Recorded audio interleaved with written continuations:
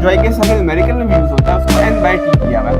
जब n/t आप केवल साथ जा रहे हो और एक साथ जा रहे हो, एक साथ जा रहे हो, एक साथ जा रहे हो। Welcome back student, hopefully you are doing well. It's me Aqib Rahman और आज से हम स्टार्ट करने लगे वन शॉट सीरीज और इसमें one by one her chapter का वन शॉट लेक्चर अपलोड करूंगा और एट द एंड जो होगा पूरी बुक का वन शॉट जो इंपॉर्टेंट होंगे सब क्वेश्चन के वो अपलोड करूंगा। लेकिन जैसे कि रमजान है तो आपका मुझे रिस्पांस जो होगा तो ही मैं आगे इसको कंटिन्यू रखूंगा। तो मुझे रिस्पांस अच्छा मिल रहा हो, पॉजिटिव मिल रहा हो तो मैं इस सीरीज को कंटिन्यू रखूंगा। अदरवाइज मैंने वैसे सब लेक्चर्स अपलोड किए हुए क्लास 9 और 10 के, वो आप जाके प्लेलिस्ट में देख सकते हैं। और जो फर्स्ट ईयर है उस पर मैं वर्किंग कर रहा हूँ। तो टाइम ज़ाया कि अगर हम स्टार्ट करते हैं आज simple harmonic motion and wave का, जो हमारे पास फर्स्ट चैप्टर 1 है तो बुक का फर्स्ट चैप्टर है लेकिन इसको हम यूनिट 10 कंसिडर करते हैं क्योंकि पीछे से चलता हुआ आ रहा है। तो यहाँ पर हम देख लेते हैं कि जो हमारे पास ओसिलेशन, फर्स्ट हमारा टॉपिक है ओसिलेशन क्या है, वाइब्रेशन क्या है। स्टूडेंट आपने क्लास 9 में डिफरेंट टाइप्स ऑफ मोशन पढ़ी होंगी, ट्रांसलेशन मोशन, कर्वीलीनियर, ठीक है, रेक्टिलीनियर, रैंडम मोशन। उसी में एक मोशन थे हमारे पास वाइब्रेटरी मोशन, जो कि क्या कहती थी, जो ये कहती थी कि अगर एक बॉडी अपने मेन पोजीशन के इर्द गिर्द क्या करे, मोशन परफॉर्म करे, टू एंड फ्रो मूव करे, तो उसको हम नाम दे देते थे हमारे पास वो एक उसमें एक वाइब्रेटरी बॉडी है, उसमें एक वाइब्रेशन हो रही है। बात आ गई समझ? ओके। तो यहाँ पे हमने इस तरह एक पेंडुलम ले लिया और अभी ये जिस पॉइंट पे पड़ा हुआ है इसको नाम दे दिया हमने मीन का। उस मीन पोजीशन को हम स्टैटिक इक्विलिब्रियम का भी नाम कहते हैं कि स्टैटिक इक्विलिब्रियम पे भी पड़ा हुआ है। अगर मैं इसको पॉइंट ए पे ले जाऊं और ये भी क्या करेगा, टू एंड फ्रो मूव करने लग जाएगा अपने मीन पोजीशन के स्टैटिक इक्विलिब्रियम के इर्द गिर्द क्या करेगा, मूव करने लग जाएगा। तो ये जब ये मोशन परफॉर्म कर रहा है इस मोशन को हमने नाम दे दिया वाइब्रेटरी मोशन का। इसको हम ओसिलेशन भी कहते हैं। आसान, सिंपल। तो जब भी एक body to and fro move करेगी about its mean position, it is known as vibratory motion और ओसिलेशन। बात आगे समझता है? ओसिलेशन आ गई समझ, वाइब्रेशन आ गई समझ। ओके। अब इसी से रिलेटेड हम स्टूडेंट कुछ यहाँ पे टर्म्स को डिस्कस करेंगे वन बाय वन, ठीक है। तो जो टर्मिनोलॉजीज है हमारे पास, फर्स्ट इसमें हम डिस्कस कर लेते हैं कि हमारे पास साइकिल क्या होता है, ठीक है, साइकिल। तो स्टूडेंट सिंपल है, देखें ये बॉडी है, बॉडी को पॉइंट ए पे ले गया, पॉइंट ए से बॉडी पॉइंट बी पे ओ पे गया, ओ से बी पे गया, बी से ओ पे आया और ओ से वापस ए पे आया। ये जो वापस ए तक आया ना, ये दोबारा से, इसको हम बोलते हैं कि वन साइकिल कंप्लीट हो गया। यानी कि अगर इसको अपने लफ्ज़ों में लिखोगे तो कुछ ऐसे करके लिखोगे स्टूडेंट। देखें आप कहेंगे कि एक बॉडी जो था एक्सट्रीम पे था, एक्सट्रीम से वो गया किस पे, मीन पे गया, मीन से वो फिर गया एक और एक्सट्रीम पे और फिर एक्सट्रीम से वो रिवर्स आया मीन की तरफ और मीन से फिर आ गया एक्सट्रीम की तरफ। तो ये जो इस तरह आपने इसको अपनी वर्डिंग में लिखना है, ठीक है। तो ये जब पूरा इसने सारा जो प्रोसेस, ये पूरा एक साइकिल इसने कंप्लीट कर लिया, जब वो वापस एक्सट्रीम पे आ जाएगा, दैट्स इट, एक साइकिल कंप्लीट हो गया, कुछ भी नहीं था इसमें। ओके। नेक्स्ट हम यहाँ देख लेते स्टूडेंट, वो क्या है हमारे पास, डिस्प्लेसमेंट। तो दूसरा हमारे पास आ जाए displacement, short distance between 2 point is known as displacement. अब डिस्प्लेसमेंट को हम स्टूडेंट किससे लिखेंगे? यस, डिस्प्लेसमेंट को हम यहाँ पे वैसे इसका ऐसा यूनिट मीटर है और इसको यहाँ पे रिप्रेजेंट जो हम करेंगे वो हम एक्स से करेंगे। डन हो गया? अच्छा, जैसे कि अब एक ये पॉइंट है, एक ये पॉइंट है, किसी भी जगह दो पॉइंट के बीच में अगर मैंने देखना हो ना, मैंने देखना है यहाँ से यहाँ तक कितना हुआ, जब बॉल यहाँ से यहाँ तक आ रहा था तो कितना हमारे पास डिस्प्लेसमेंट हुआ, या मैंने देखना है इस दो पॉइंट में कितना डिस्प्लेसमेंट हुआ, या इस दो पॉइंट पे देखना है कितना डिस्प्लेसमेंट हुआ। मैंने अगर कहीं पे भी किसी भी दो पॉइंट पे देखना है कि शॉर्टेस्ट डिस्टेंस बिटवीन 2 पॉइंट कितना है तो उसको हम नाम बोल देते हैं डिस्प्लेसमेंट का। Very easy, very simple. Third हम यहाँ पे देख लेते हैं एम्पलीट्यूड क्या चीज़ है। तो जब हमारे पास जो हाईएस्ट डिस्प्लेसमेंट होगा, ये अगेन रिपीट, जो हाईएस्ट डिस्प्लेसमेंट होगा हमारे पास जब भी बॉडी ऑसिलेशन परफॉर्म कर रही होगी उसको हम बोल देते हैं एम्पलीट्यूड। बात आ गई समझ?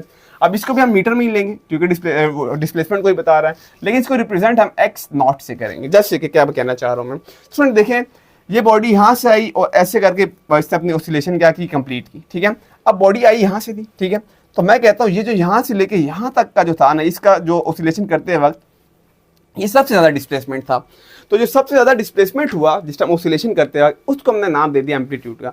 बाकी किसी भी दो पॉइंट पर अगर मैं देखूंगा वो डिस्प्लेसमेंट कहलाएगा, लेकिन जो हाईएस्ट डिस्प्लेसमेंट हुआ था ऑसिलेशन करते वक्त उसको हमने नाम दे दिया एम्पलीट्यूड का। वेरी इजी था, ठीक है स्टूडेंट, होप सो समझ आ गया होगा।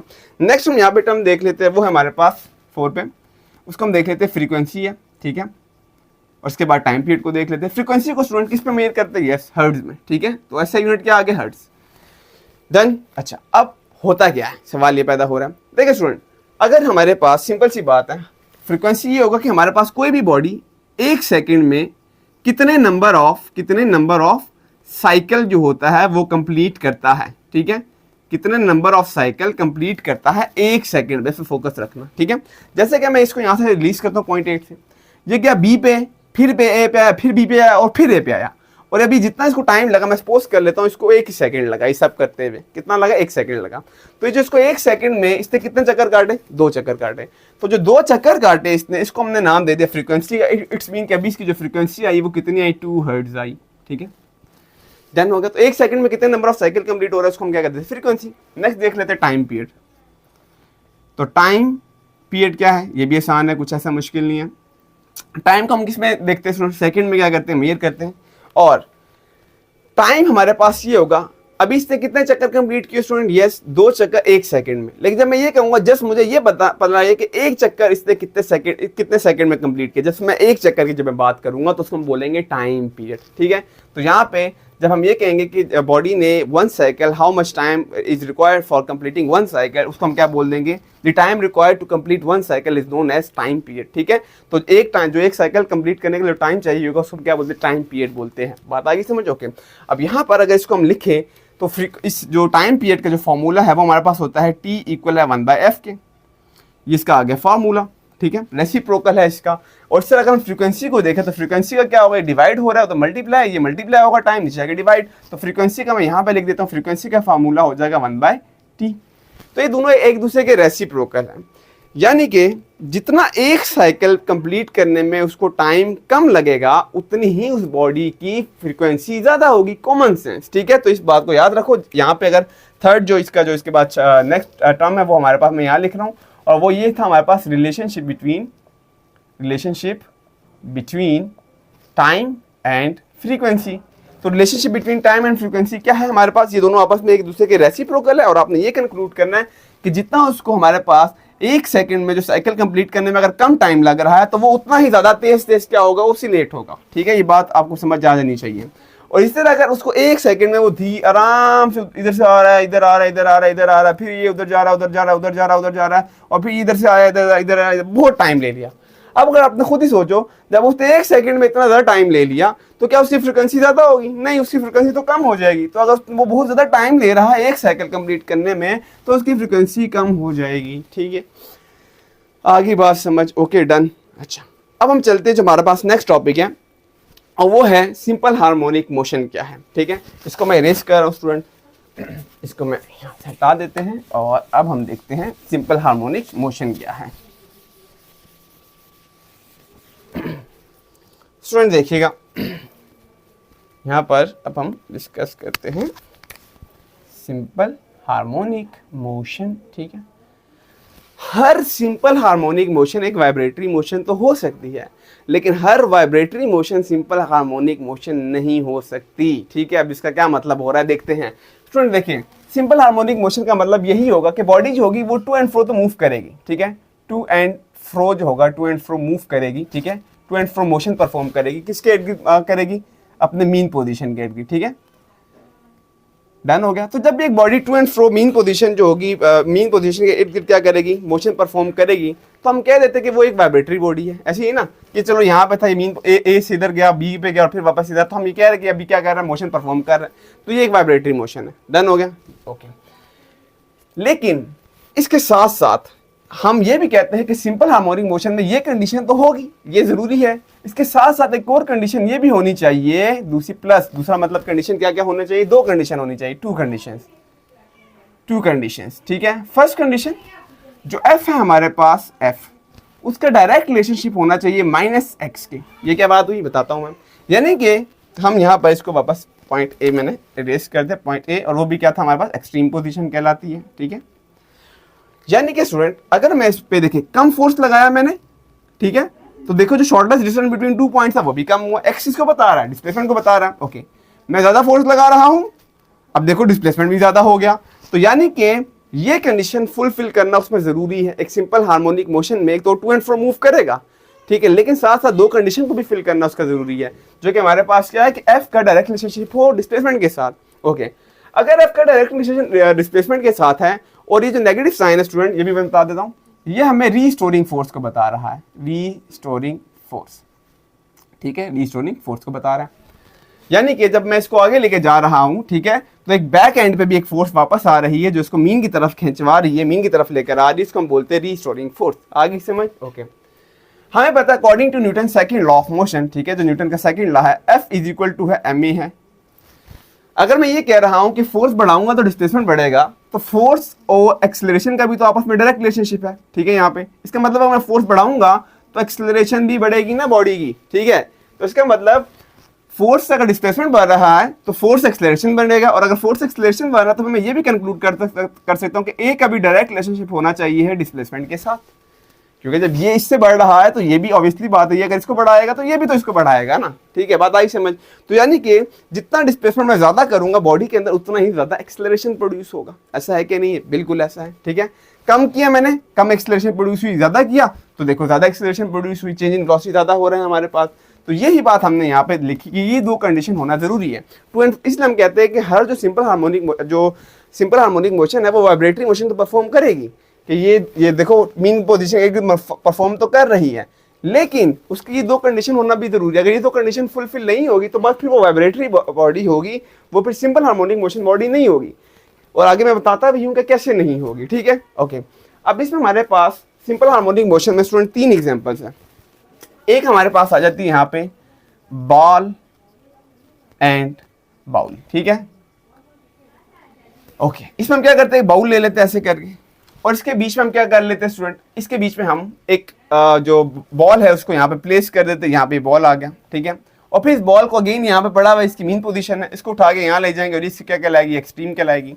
फिर जब वापस आएगा तो ऑब्वियसली बात है यहाँ पे दोबारा आएगा इस पोजीशन पे, और इसको भी हमने नाम दे दिया एक्सट्रीम का। अब एक चीज ना आपने ना सब चीजों में लिखना जो भी मैं बता रहा हूँ। बॉल एंड बाउल है, सिंपल पेंडुलम है, या mass attach to a spring है, इस सब के साथ एक बात हर एक एक्सप्लेनेशन में लिखना है, और वो क्या है, गौर से सुनना कि जब एक्सट्रीम पोजीशन में जब भी आएगा ना यहाँ पे, तो इस जगह पे हम कहेंगे पोटेंशियल एनर्जी होगी मैक्सिमम, और जो काइनेटिक होगी वो हो जाएगी हमारे पास मिनिमम, यानी कि 0। उसकी वजह यह है कि काइनेटिक एनर्जी होता है 1/2 mv²। तो यहाँ पे हमारे पास जब बॉल ऊपर आता है तो हल्के सेकंड के लिए रुकता है, मतलब वेलोसिटी क्या होगी, 0। जब वेलोसिटी 0 हो जाएगी तो इट्स मीन के काइनेटिक एनर्जी यहाँ पे 0 हो जाएगी। क्लियर? सेम यही वाली सारी चीज आपने सिंपल पेंडुलम में भी बता देनी है कि सिंपल पेंडुलम में जो ए पॉइंट है ये हर एक के साथ ना ये चेपी लगा देनी है, ठीक है, कि इधर मैक्सिमम है, काइनेटिक यहाँ पे क्या है हमारे पास 0 है। रीजन बता दी मैंने। इस तरह अगर इस पॉइंट पे यही हो रहा है तो ऑब्वियसली बात है यही सीन पार्ट यहाँ पे भी होगा कि पोटेंशियल यहाँ पे हाई है और काइनेटिक यहाँ पे क्या हो जाएगी, 0 हो जाएगी। ये हर एक के साथ लिख देना है आपने, ये वाली बात है, ठीक है।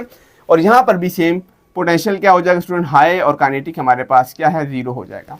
और जो बीच में बच गया ये वाला पॉइंट, यहाँ पे क्या सीन पार्ट हो रहा है स्टूडेंट, यहाँ पे हमारे पास सिंपल है कि यहाँ पे पोटेंशियल क्या हो जाएगा 0, और काइनेटिक क्या हो जाएगा, काइनेटिक मैक्सिमम। ये जब यहाँ से गुजरता है ना, आप कभी झूला लेना, तो झूला जब गुजरता है ना इस जगह से, तो इस जगह से वो सबसे तेज गुजरेगा, क्योंकि यहाँ पे उसकी काइनेटिक जो मोशन वाली एनर्जी है वो सबसे ज्यादा है, तो यहाँ से वो सबसे तेज गुजरेगा। सेम बाकी में कुछ चेंज हो जाएगा नहीं, यहाँ पे भी सेम यही सीन है कि आप कहोगे कि जो मीन पोजीशन यहाँ पे पोटेंशियल क्या हो जाता है 0, और काइनेटिक क्या हो जाता है हमारे पास मैक्सिमम, क्योंकि यहाँ बहुत तेज जाता है यहाँ से। पोटेंशियल क्यों यहाँ पे 0 हो रहा है, सवाल अब ये पैदा हो रहा है, और यहाँ पे क्यों हाई हो रहा है, तो सिंपल है भाई, पोटेंशियल हमें पता है किसके बराबर, mgh। तो जाहिर सी बात है इसका कोई मास भी था, यहाँ पे जब बॉल ऊपर गया इसका मास भी है, और एक यहाँ पे किस पे आ गया, हाइट पे आ गया, और जितना ये हाइट पे ज्यादा जाएगा उतना ही हमारे पास एनर्जी ज्यादा स्टोर करेगा। जब ग्राउंड पे आएगा तो हाइट बची ही नहीं, बेशक के बॉल का मास भी है, बेशक यहाँ ग्रेविटी भी है, लेकिन h यहाँ पे नहीं है, h तो 0 हो गया क्योंकि ग्राउंड के साथ आ गया, तो यहाँ पे क्या पोटेंशियल एनर्जी क्या हो जाती है, 0 हो जाती है। समझ आ रही है? ओके, आगे चलते हैं। मुझे नहीं पता कितना लंबा जाएगा लेक्चर, क्योंकि फर्स्ट टाइम ही है मैं 1 शॉर्ट लेक्चर करवा रहा हूँ, पर होप सो मैं सही से करवा रहा हूँ और आपको समझ आ रही होगी, ठीक है। Okay, focus. तो यहाँ पर अब हम देखने लगे हैं कि इसमें क्या सीन हो रहा है। हम फर्स्ट एग्जांपल देख रहे हैं बॉल एंड बाउल की। तो बॉल एंड बाउल में स्टूडेंट हम ये कहेंगे कि सबसे पहले बॉडी इधर ही पड़ी हुई थी मीन पे, जिसको हम स्टैटिक इक्विलिब्रियम का नाम भी बोलते हैं, और फिर हमने बॉडी पे एक फोर्स लगाया, और जितना मैं ज़्यादा फोर्स लगाऊंगा उतना ही वो ज़्यादा क्या कर रहा है, डिस्प्लेसमेंट तय कर रहा है। और नेगेटिव साइन यहाँ पर रीस्टोरिंग फोर्स का। आपने हर चीज़ को रिलेट करना है इन दोनों के साथ, इन तीनों एग्जाम्पल्स को हर इन दो चीज़ों के साथ रिलेट करना है। ओके, अच्छा, अब जब बॉडी में जब यहाँ तक बॉडी आ जाएगी तो उसको जब हम छोड़ेंगे तो बॉडी वापस नीचे की तरफ आएगी। अभी नीचे की तरफ क्यों आ रही है? ऑब्वियसली बात है, इनर्शिया हमें क्या कहता है, अगर एक बॉडी रेस्ट पे है तो रेस्ट पे रहता है, न्यूटन का फर्स्ट लॉ, और एक बॉडी अगर मोशन में है तो फिर वो मोशन में ही रहेगा। तो यहाँ पे अपनी ये क्या करेगा, यहाँ से जब जा रहा होगा तो अपनी मोशन को कंटिन्यू करेगा, और मोशन को कंटिन्यू करते करते करते ऊपर जाएगा। जब ऊपर जाएगा तो रीस्टोरिंग फोर्स को वापस नीचे की तरफ धकेलेगी। जैसे कि जब ये बॉडी मान लो यहाँ से ऊपर जा रहा था, तो ये अपनी स्टेट ऑफ जो मोशन है उसको कंटिन्यू कर रहा है, ऊपर जा रहा है, और बदले में हमारे पास एक बैक एंड पे कोर फोर्स लग रही है, रीस्टोरिंग फोर्स, वो बैक एंड पे लग रही है, एफ रीस्टोर में यहाँ लिख देता हूँ, एफ और साथ आर डाल दिया। अब ड्यू टू इनर्शिया क्या करता है, ये अपनी जो होगी मोशन को हमेशा क्या रखेगा, कंटिन्यू रखेगा, क्योंकि हमने इसको एक मोशन ऊपर ले गए, सी बात है, अपनी मोशन को कंटिन्यू रखेगा। जो रीस्टोरिंग फोर्स है इसको वापस बैक एंड पे खींचेगा मीन पोजीशन की तरफ, और फिर एक वक्त आएगा कि आहिस्ता आहिस्ता करते करते फोर्स और डिस्प्लेसमेंट कम होते होते क्या हो जाएगा, वापस यहाँ स्टैटिक फॉर्म में आ जाएगा। तो सवाल यहाँ पर बस आपने ये कहना है कि अगर हम कम फोर्स लगा रहे हैं, बॉल को यहाँ तक ला रहा हूँ मैं, ठीक है, यहाँ पे मैं कर देता हूँ, बॉल को अगर हम यहाँ तक लाए, कम फोर्स लगाई हमने स्टूडेंट, तो डिस्प्लेसमेंट भी कम हुआ। क्या फर्स्ट कंडीशन वो होगी हमारे पास फुलफिल? यस हो गई है। और जब फर्स्ट फुलफिल होगी तो क्या सेकंड नहीं होगी? बिल्कुल होगी है, क्योंकि according to Newton second law अगर एफ बढ़ेगा तो ए भी बढ़ेगा। तो अगर ए बढ़ रहा है तो ए के साथ फिर डिस्प्लेसमेंट तो बढ़ेगा ना। अगर हमारे डिस्प्लेसमेंट ज्यादा हो रहा है तो बॉडी में एक्सेलरेशन भी तो ज्यादा होगा ना। यहाँ पे करूंगा तो कम एक्सेलरेशन, चेंज इन वेलोसिटी कम, ऊपर से छोड़ूंगा तो ज्यादा चेंज इन वेलोसिटी होगा। बस किसके साथ आपने इसको रिलेट करना है, आपने इसको थोड़ा सा रिलेट कर देना इनर्शिया के साथ, कि बॉडी अपना जो होगा मोशन को कंटिन्यू रखेगी इनर्शिया के लिए, इनर्शिया की वजह से, और एक रीस्टोरिंग फोर्स जो होगा बैक एंड पे लगेगा, और आहिस्ता आहिस्ता जो होगा फोर्स और डिस्प्लेसमेंट कम होते होते वापस अपनी स्टैटिक फॉर्म में आ जाएगा। और यहाँ से प्रूव हो रहा है कि अगर हम कम फोर्स लगा रहे हैं तो कम डिस्प्लेसमेंट कर रहे हैं, ज़्यादा फोर्स लगा रहे हैं ज़्यादा डिस्प्लेसमेंट कर रहे हैं, और उसको फिर जोड़ देना है न्यूटन के साथ यहाँ सेकंड लॉ, और सेकंड लॉ के मुताबिक ये वाली कंडीशन भी फुलफिल हो जाएगी। तो इट्स मीन कि जो बॉल एंड बाउल है वो वाइब्रेटरी मोशन तो है, लेकिन सिंपल हार्मोनिक मोशन भी है वो। ठीक है, बात आ गई समझ? डन। ओके, अब साथ ही पहले तो मास अटैच टू स्प्रिंग हुआ है, लेकिन यहाँ पे चूंकि पेंडुलम लिया हुआ मैंने, तो मैं चाह रहा हूँ कि पहले पेंडुलम को ही करवा लिया जाए। तो इस वक्त हमारे पास दूसरा यहाँ पे हम एग्जांपल जो है सिंपल हार्मोनिक मोशन है वो हमारे पास किसकी आ जाती है, यही सिंपल पेंडुलम की। ठीक है, तो यहाँ पर हम इसको लिख देते हैं। अब मैं दूसरा, चलो इसको मैं यहाँ पे मिटा देता हूँ स्टूडेंट, क्योंकि फिर जगह ही तो हमारे पास लिमिटेड है। ठीक है, इसको यहाँ से हटाया हमने। ठीक है, डन। अब हम देख लेते हैं यहाँ पर, इसको मिटा दें क्योंकि बात मैंने आपको समझा दी। अब यहाँ पर हम दूसरा देख लेते हैं। दूसरा जो हमारे पास है simple harmonic motion ball and bowl हो गया। अब इसका दूसरा देखते हैं। यहाँ पे दूसरा हमारे पास है सिंपल, वैसे दूसरा मास अटैच्ड टू स्प्रिंग है, लेकिन हम पहले सिंपल पेंडुलम देख लेते हैं। ठीक है, ओके। अब सिंपल पेंडुलम क्या है? ये स्टूडेंट आसान है। देखिए, अभी इस वक्त ये पेंडुलम रेस्ट पे, और जब भी एक बात रखिएगा, एक अगर कोई भी, जिस तरह यहाँ पे एक स्टिंग ली हुई है मैंने, ठीक है, और उसके साथ कोई भी चीज़ हम अटैच कर देते हैं। अगर हम कोई बुक मैं टेबल पे रखता हूँ तो नीचे की तरफ उसका वेट हमेशा वर्टिकली डाउनवर्ड एक्ट करेगा। ये पीछे में डाल लो कि वेट जिधर भी होगा, टेढ़े सरफेस पे हो, ऐसे हो, जैसे मर्जी हो, वेट हमेशा वर्टिकली डाउनवर्ड एक्ट करेगा। ये बात डाल ली ध्यान में। ओके, अब हमारे पास इस वक्त जब हमारे पास अगर डाउनवर्ड एक वेट फोर्स लग रही है, तो बदले में हमारे पास एक अपवर्ड फोर्स भी लगती है। जिस तरह अगर मैं टेबल पे बुक रखता हूं तो टेबल का वेट नीचे और टेबल उस पर एक फोर्स लगाता है, क्योंकि एक्शन और रिएक्शन आर इक्वल है, ऑपोजिट इन डायरेक्शन है, न्यूटन थर्ड लॉ कहते हैं। तो रिएक्शन के तौर पे टेबल भी उस पर एक फोर्स लगाता है, जिसको हम नाम बोलते हैं नॉर्मल फोर्स का। तो इस वक्त उसमें क्या सिचुएशन होता है कि टेबल की सिचुएशन में टेबल जो उस पर फोर्स लगाता है वो नॉर्मल फोर्स होगा। अभी देखिए, अभी वेट डाउनवर्ड है, नीचे की तरफ एक्ट कर रहा है, और बदले में ऊपर भी फोर्स लग रही है, लेकिन वो किसके अंदर लग रही है? अब वो टेबल वगैरह तो नहीं, कोई सरफेस तो नहीं लगा रहा, बल्कि वो स्ट्रिंग इसको ऊपर की तरफ खींच रहा है। तो जो इस वक्त जो स्ट्रिंग इसको स्टूडेंट ऊपर की तरफ ऐसे खींच रहा है, मैं इसको जरा ऐसे करके, जो स्ट्रिंग है हमारे पास यहाँ पे, ठीक है, जो स्ट्रिंग इस वक्त से ऊपर की तरफ खींच रहा है, यहाँ पे इसमें क्या आ गई, हमारे पास एक टेंशन आ गई है। और अब जितना नीचे है वेट एक्ट कर रहा है, उतना ही टेंशन ऊपर एक्ट कर रहा है, दोनों इक्वल है, ऑपोजिट इन डायरेक्शन है, और इस वक्त ये स्टैटिक फॉर्म में है। बात आ गई समझ? ओके, अब यहाँ पर ये बातें सारी तो लिखनी है आपने, यही वाली, अभी इसमें भी दोबारा से, लेकिन फर्दर अभी क्या देख रहे हैं हम यहाँ पे, ये देखें स्टूडेंट, यहाँ पे इस वक्त इस बॉल का जो वेट है वो डाउनवर्ड एक्ट कर रहा है नीचे की तरफ। मैं इसको थोड़ा सा इरेज कर देता हूँ, ये होप सो आपने लिख लिया ना ये, ठीक है। अब यहाँ पे इस वक्त जो इसका वेट है स्टूडेंट, वो कैसे एक्ट कर रहा है, वो हमारे पास ऐसे करके डाउनवर्ड एक्ट कर रहा है, और वेट किसके बराबर होता है? वेट बराबर होता है mg के। बात आ गई समझ? डन। ओके, अब इसको हम ले जाते हैं पॉइंट बी पे, यहाँ पे। अब वो से देखिएगा स्टूडेंट, जब मैं पॉइंट बी पे ले गया हूँ तो वेट अभी भी मैंने क्या कहा, जैसे मर्जी पड़ा हो, वेट हमेशा डाउनवर्ड एक्ट करेगा। तो जब ये पॉइंट बी पे आया यहाँ पर, ठीक है स्टूडेंट, अभी भी वेट हमारे पास इस तरह करके नीचे डाउनवर्ड एक्ट करेगा। वेट आ गया हमारे पास mg। डन हो गया? ओके। अब क्योंकि फोर्स लगाएगी, डिस्प्लेसमेंट तय की, वेट अभी भी डाउनवर्ड एक्ट कर रहा है। लेकिन अब जो हमारे पास जो टेंशन थी स्टूडेंट, देखिए यहीं पे अगर हम देखें, टेंशन पहले हमारे पास ऐसे स्ट्रेट करके आ रही थी, यहाँ पे ऐसे कर, ठीक है, ये टेंशन आ गई, ऐसे बॉल के साथ आ गया यहाँ पे। अब टेंशन जो थी हमारे पास वो कुछ यहाँ पे ऐसे करके आ गई। अब टेंशन जो है वो इस तरह है, इस तरह डायरेक्शन में, और जो वेट है वो नीचे डाउनवर्ड एक्ट कर रहा है। यानी कि अब वेट एक खास एंगल पे एक्ट कर रहा है, और जब भी कोई बॉडी खास एंगल पे एक्ट करता है तो उसको हम रेक्टेंगुलर कंपोनेंट में क्या कर देते हैं, स्प्लिट कर देते हैं, ठीक है। और ये टॉपिक 9th में मैंने पढ़ाया भी हुआ है, आप इसको सर्च कर ले अगर आपको इस टॉपिक की समझ नहीं है तो। थोड़ा सा मैं बता देता हूँ। लाइक अगर एक देखिए मैं यहाँ पे कोई भी ऑब्जेक्ट ले रहा हूँ, ठीक है, अगर मैं इसको एक खास एंगल पे यहाँ पे फोर्स लगाऊंगा तो इस फोर्स को मैं दो कंपोनेंट में डिवाइड कर देता हूँ। एक यहाँ पे एक्स एक्सिस पे डिवाइड कर देते हैं और एक हम यहाँ पे वाई एक्सिस पे। एक्स एक्सिस पे स्टूडेंट हम लेते हैं कॉस थीटा, और जहाँ पे एंगल बनता है वही हमारा एक्स एक्सिस होता है, और जो परपेंडिकुलर है वहाँ पे हम लेते हैं साइन थीटा। बात आ गई समझ यहाँ तक? ओके। अब यहाँ पे भी सिचुएशन कुछ ऐसी ही हो रही है। अगर आप थोड़ा सा देखें तो ये आपको लग रहा होगा वेट स्ट्रेट है, लेकिन जो टेंशन है वो इस तरफ होगा। इसका मतलब अभी जो वेट है ये एक एंगल से क्या हो गया, इस पे लग रहा है। ये ऐसी है जिस तरह अब फोर्स ऐसे स्ट्रेट नहीं लग रही, बल्कि अब फोर्स इस तरह एक एंगल पे लग रही है। तो हम इसको भी दो कंपोनेंट में क्या कर देंगे, डिवाइड कर देंगे। कौन कौन से दो कंपोनेंट में गौर से देखिएगा। एक यही जो हमारे पास यूं करके आ रहा है ना, जो टेंशन वाली है, ये इस तरह करके, इसको मैं ब्लू से बना देता हूँ। ये टेंशन वाली ही फोर्स इस तरह करके आ रही यूं करके, एक कंपोनेंट हमारे पास ये बन जाएगा, ठीक है।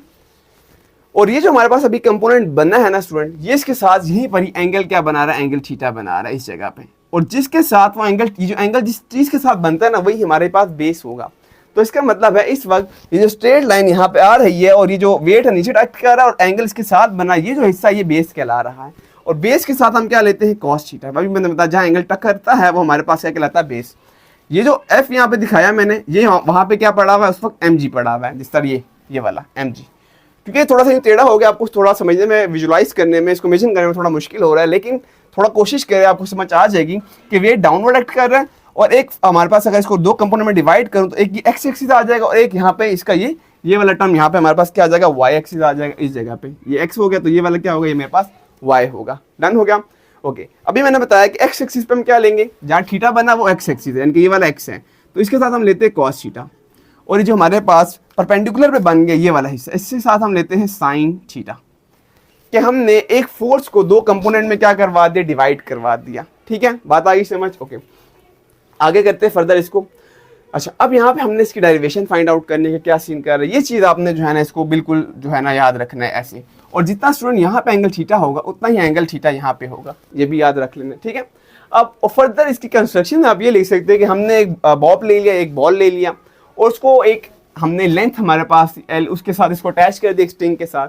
तो अगर यहाँ L लेंथ है तो यहाँ पे भी L लेंथ है, और जब ये बॉल यहाँ पे आएगा तो ऑब्वियसली बात है लेंथ चेंज तो नहीं होगी ना, यहाँ पर भी हमारे पास ये कुछ, जब यहाँ पे आएगा स्टूडेंट तो यहाँ पे भी हमारे पास जो इसकी लेंथ होगी वो तो L ही रहेगी, ठीक है, हर पॉइंट पे। और यहाँ से लेके यहाँ तक जो हाईएस्ट डिस्प्लेसमेंट है वो एम्पलीट्यूड कहला रहा है। और अगर कोई भी दो पॉइंट पे देखूंगा तो वो क्या कहलाएगा, वो हमारे पास डिस्प्लेसमेंट कहलाएगा, उसको मैं एक्स से भी लिख सकता हूँ। बात आ गई समझ? ओके स्टूडेंट, अब यहाँ पर अगर हम इसको इसका डेरिवेशन करें, ये वाली चीज़ आपको समझ आ गई होगी, होप सो, ठीक है। इसको हम थोड़ा सा रेस करते हैं। तो इस वक्त हमारे पास जो एफ था, जो वेट था, दो कंपोनेंट में डिवाइड हुआ, ठीक है। तो ये वाला जो कंपोनेंट है, क्या ये जो पेंडुलम है यहाँ मैं लेके जा रहा हूँ, तो ये क्या नीचे की तरफ, देखो ये तो इस साइड जा रहा है, ठीक है, ये ऐसे हो ही नहीं रहा कि नीचे की तरफ यूं करके तो नहीं जा रहा। उसकी वजह ये है कि जितनी यहाँ पे इस कंपोनेंट पे लग रही है फोर्स, उतनी ही फोर्स ऊपर लग रही है। और ऊपर वाली फोर्स कौन दे रहा था, ऊपर वाली फोर्स आपको शुरू में बताया टेंशन दे रहा था। तो हम ये कह सकते हैं जब हम इसको पॉइंट बी पे ले गए तो जो टेंशन थी वो इक्वल है हमारे पास mg cos थीटा की। यानी कि जो वेट के दो कंपोनेंट बनाए ना, वेट का एक कंपोनेंट ये बनाया, इसको हम नाम दे देते हैं mg sin थीटा, और वेट का जो ये वाला कंपोनेंट बनाया इसको हम नाम दे देते हैं mg cos थीटा। तो हम कहेंगे कि जो टेंशन है वो बराबर है mg cos थीटा के, और इसलिए बॉडी ना इधर जा रहा है ना उधर जा रहा है, ठीक है। बॉडी क्या है, बैलेंस में। लेकिन बॉडी इस तरफ आ रहा है, ये जो बॉडी इस तरफ आ रहा है ना, यहाँ से इस तरफ जो आ रहा है, ये किस वाले कंपोनेंट की वजह से आ रहा है स्टूडेंट, ये हमारे पास mg sin थीटा वाले कंपोनेंट की वजह से आ रहा है। तो इसका मतलब, और मैंने अभी क्या बताया था कि जब बॉडी यहाँ जाती है और यहाँ से वापस पीछे आती है तो उस फोर्स को हमने क्या नाम दिया था, रीस्टोरिंग फोर्स का नाम दिया था। तो इसका मतलब यहाँ से जो वापस आ रहा है उसको हम कहेंगे कि जो रीस्टोरिंग फोर्स है एफ जो रीस्टोरिंग फोर्स है, क्योंकि बैक एंड पे आ रही है पीछे की तरफ, जब रीस्टोरिंग फोर्स है, ठीक है, वो हमारे पास बराबर हो जाएगा स्टूडेंट, किसके बराबर हो जाएगा, यस बताएं, इस वाले कंपोनेंट के, ठीक है। और यहाँ पे मैं साथ माइनस mg sin थीटा लिख दूंगा, और माइनस किसको बता रहा है, रीस्टोरिंग फोर्स को बता रहा है। आगे समझ? अच्छा, अब यहाँ पे हम थोड़ा सा ट्रिग्नोमेट्री का फंक्शन लगाएंगे, और ट्रिग्नोमेट्रिक फंक्शन क्या है वो भी देख लेते हैं स्टूडेंट। यहाँ से लेके अभी आप गौर से देखिएगा, ये जो मैंने ये वाला सारा हो गया, ये वाला हिस्सा, ठीक है स्टूडेंट, और हमारे पास ये वाला हिस्सा और ये वाला हिस्सा, ठीक है। ये एक राइट एंगल ट्राइंगल है कि नहीं है, बिल्कुल है। इसको हम ऐसे क्या कर लेते हैं, इस ट्राइंगल को मैं थोड़ा सा ऐसे करके यहाँ पे इस ट्रायंगल को हम थोड़ा सा ऐसे यूं कर देते हैं, ठीक है। इसका मतलब हम इसको पॉइंट भी देते हैं, इस वाले को पॉइंट को नाम दे देते हैं ओ का, ठीक है। ओ तो चलो नीचे भी दिया हुआ, इसको नाम दे देते हैं हम सी का नाम दे देते हैं, ठीक है, ओके। अब ये सी पॉइंट यहीं पे आ गया, ये सी पॉइंट ये रहा। इस सी पॉइंट से हमारे पास ये लाइन ऐसे करके आ रही है जो कि बी पे जा रही है, तो ये ऐसे करके गई, किस पे आ गई, बी पे आ गई। और इस सी से हमारे पास ये जो पॉइंट था ओ, यहाँ पे आ जाएगा ओ, और यहाँ पे आ जाएगा यू करके जुड़ जाएगा। डन। अच्छा, अब यहाँ पर स्टूडेंट देखिए ज़रा, यहाँ पे ये जो एंगल बन रहा था ये वाला, ये एंगल बन गया यहाँ पे। डन हो गया, ओके। अच्छा, अब हमने ये भी पता है कि ये वाला हिस्सा था, ये यहाँ से सी से बी किसके बराबर है, एल के बराबर है। इसको हम नाम देते हैं एल का, ओके। इसको भी देख लीजिए, ओ सी भी किसके बराबर है, एल के बराबर है। इसका इधर भी एल आ जाएगा। और बी से वो शॉर्टेस्ट डिस्टेंस बिटवीन 2 पॉइंट है, उसको हम डिस्प्लेसमेंट कह सकते हैं कि नहीं कह सकते, बिल्कुल कह सकते हैं। तो यहाँ पे शॉर्टेस्ट डिस्टेंस बिटवीन 2 पॉइंट इसको हम डिस्प्लेसमेंट कह देंगे। और अगर हाईएस्ट लेंगे तो फिर हम इसको एम्पलीट्यूड बोल देंगे, ठीक है। लेकिन अभी हम इसको डिस्प्लेसमेंट लेके चल रहे हैं कि 2 पॉइंट के बीच में शॉर्टेस्ट डिस्टेंस है। आगे समझ, ओके। अब यहाँ पे हमने यहाँ पे असल में साइन थीटा की वैल्यू पुट करनी है। हमें पता है साइन सम, ये आपको आता होगा, some people have curly brown hair through proper brushing. इसे हम ट्रिग्नोमेट्रिक फंक्शन को लिख लेते हैं।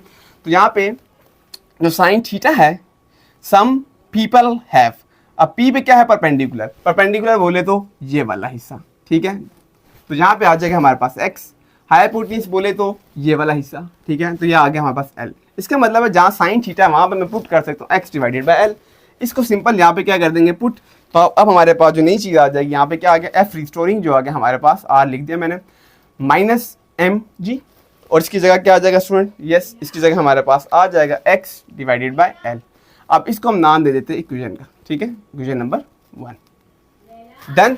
अब यहाँ पे स्टूडेंट एक चीज़ देखिएगा, हमने ये तो पता लग गया कि एक वाइब्रेटरी मोशन है, पर प्रूफ क्या कर रहे हैं यहाँ पे कि सिंपल में हार्मोनिक मोशन है या नहीं है, प्रूफ हमने ये करना है। तो वही हम यहाँ पे प्रूफ करने की कोशिश कर रहे हैं। अब मुझे बताएं कि जो इसका मास था, ये मास क्या ये चेंज हुआ, मास तो कांस्टेंट है। क्या ग्रेविटी चेंज हुई अचानक, क्या इसको हम चांद पे ले गए या मरीख पे ले गए, वो तो इधर ही है ना, ज़मीन पे ही है ना, तो ग्रेविटी तो कांस्टेंट है। फर्दर अगर हम देखें स्टूडेंट यहाँ पे, क्या अचानक से पेंडुलम की लेंथ बड़ी होगी, अबे नहीं भी बड़ी, वो तो जितना था उतना ही था ना, एल जितना था उतना ही था, ठीक है। जितना उसको एल दिया था उतना ही उसने एल लिया हुआ है, ठीक है।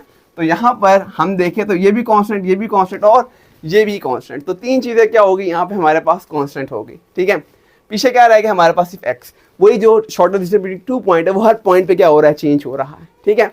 तो यहाँ पे हम कह सकते हैं जब ये सब कांस्टेंट हो जाता है तो हम कहते हैं एफ जो रिस्टोरिंग है, एफ रिस्टोरिंग, उसका डायरेक्टली रिलेशनशिप है माइनस एक्स के साथ।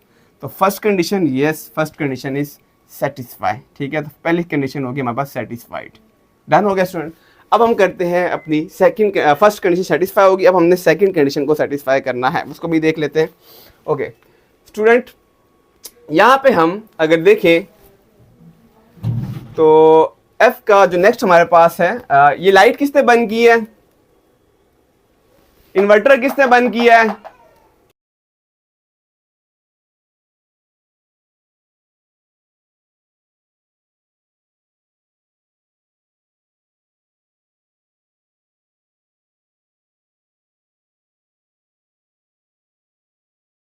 उसकी हेल्प लेंगे इस जगह पे, ठीक है।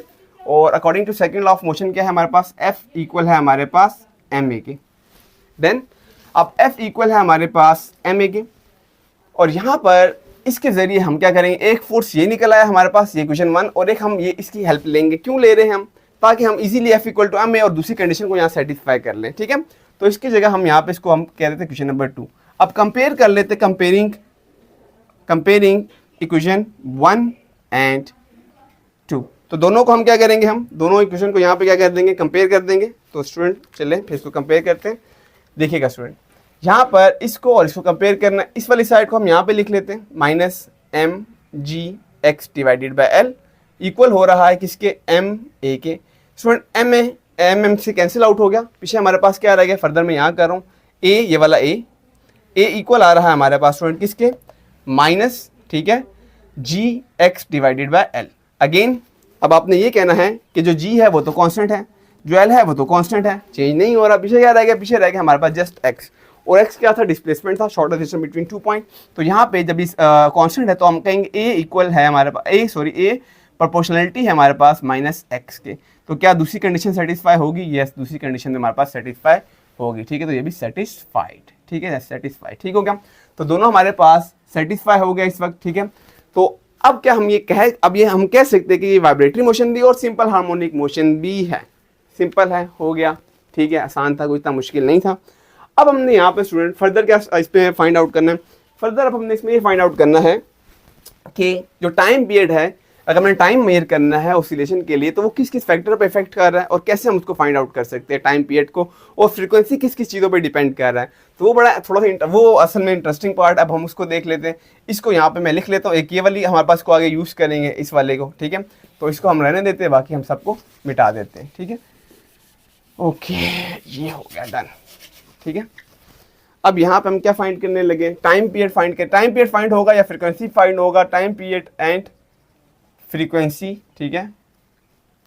किसका करेंगे, टाइम पीरियड एंड फ्रीक्वेंसी करेंगे, किसका, इसी का ही, हम सिंपल पेंडुलम का ही कर रहे हैं, ठीक है। तो सबसे पहले यहाँ पर हम एक तो हमें पता लग गया कि जो ए है वो किसके बराबर है, हमारे पास इस सब के बराबर है, उसको हम नाम दे देते हैं इस वाले को, इसको इक्वेशन का 3 का नाम दे देते हैं, ठीक है।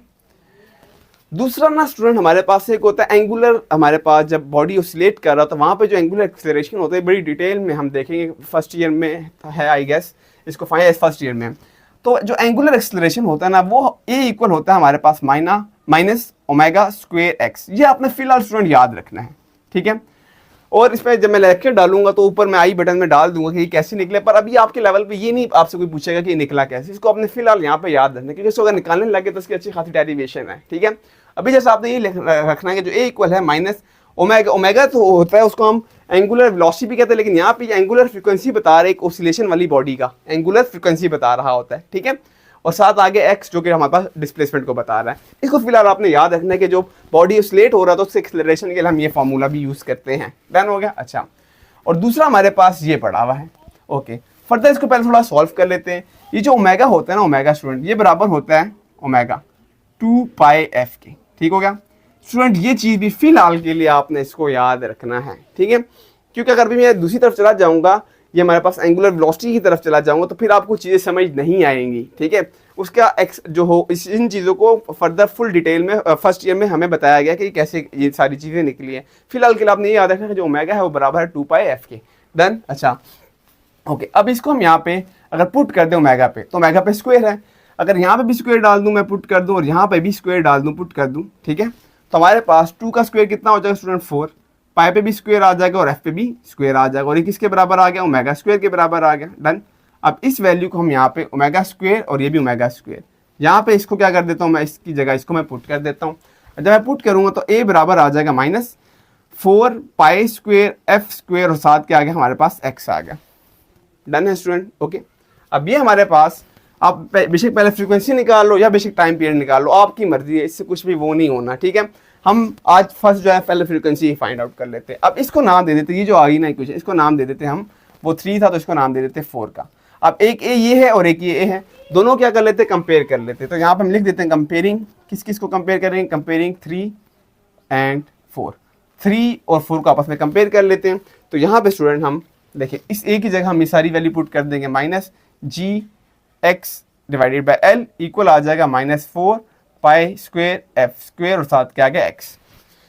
एक्स मल्टीप्लाई और नीचे आके डिवाइड होगा, एक्स तो एक्स से गया, माइनस तो माइनस से गया। हम क्या निकाल रहे हैं अभी, फ्रीक्वेंसी फाइंड आउट कर रहे हैं, और जब फ्रीक्वेंसी निकल आएगा उसका रेसिप्रोकल टाइम है तो टाइम भी निकल आएगा, ठीक है। अच्छा, फर्दर हम देखें यहाँ पे 4 पाई स्क्वायर मल्टीप्लाई हो रहा है, नीचे जाके क्या हो जाएगा, डिवाइड हो जाएगा। तो जी इधर ही रहा हमारे पास, डिवाइडेड बाय एल हुआ, और ये जो 4 पाई मल्टीप्लाई और नीचे जाके क्या होगा स्टूडेंट, ये हमारे पास ऐसे करके डिवाइड हो गया, इक्वल आ गया हमारे पास एफ स्क्वायर के। डन है। अब हमें सिर्फ एफ चाहिए, स्क्वायर तो नहीं चाहिए, taking square root on both side, यहाँ पे भी लिया और यहाँ पे भी लिया, ये कैंसिल आउट हो गया हमारे पास, और ये नीचे पड़ा हुआ इस तरह करके, ठीक है। अब 4 पाई 2, 4 का जो अंडर रूट है वो 2 है, और पाई का जो यहाँ पे जब इस पर रूट आएगा तो उसके साथ कैंसिल आउट हो जाएगा, पीछे रह जाएगा 1 डिवाइडेड बाय 2 पाई, साथ क्या आ गया यहाँ पे जी आ जाएगा हमारे पास, और एल आ जाएगा, और जी और एल पे अंडर रूट आ जाएंगे क्योंकि उस पर तो कोई स्क्वायर नहीं था, और एफ ऐसे आ गया। तो ये हमारे पास स्टूडेंट क्या आ गया, फ्रीक्वेंसी का फॉर्मूला आ चुका है। अब टाइम पीरियड का फॉर्मूला निकालना मुश्किल नहीं है स्टूडेंट, क्योंकि जब फ्रीक्वेंसी का आ गया तो टाइम पीरियड तो हम इजीली फाइंड आउट कर सकते हैं, ठीक है। तो यहीं पे मैं टाइम पीरियड का निकाल देता हूँ इस जगह पे, ठीक है। जो टाइम पीरियड है, तो टाइम पीरियड हमें पता है स्टूडेंट किसके बराबर है, टाइम पीरियड बराबर होता है 1/f की। डन। तो f किसके बराबर आया, f इस सब के बराबर आया, तो जब f यहाँ पे सबके अंदर पुट होगा, लाइक f हमारे पास देखे क्या था स्टूडेंट, 1 हो रहा है यहाँ पे, ठीक है, डिवाइड हो रहा है, f के अंदर f की वैल्यू पुट होगी और वो किसके बराबर थी, 1 डिवाइडेड बाय 2 पाई, ठीक है, under root g divided by l। अब ये 1 से नीचे सारी चीज़ें डिवाइड हो रही है, नीचे डिवाइड हो रहा है, ऊपर जाएगा तो 1 के साथ मल्टीप्लाई हो जाएगा।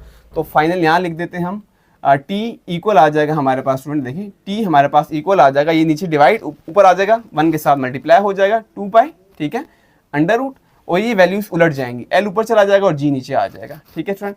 अब ये हमारे पास फाइनल फिगर आ चुकी है, ये हमारे पास आ गई 5 और ये आ गई हमारे पास 6।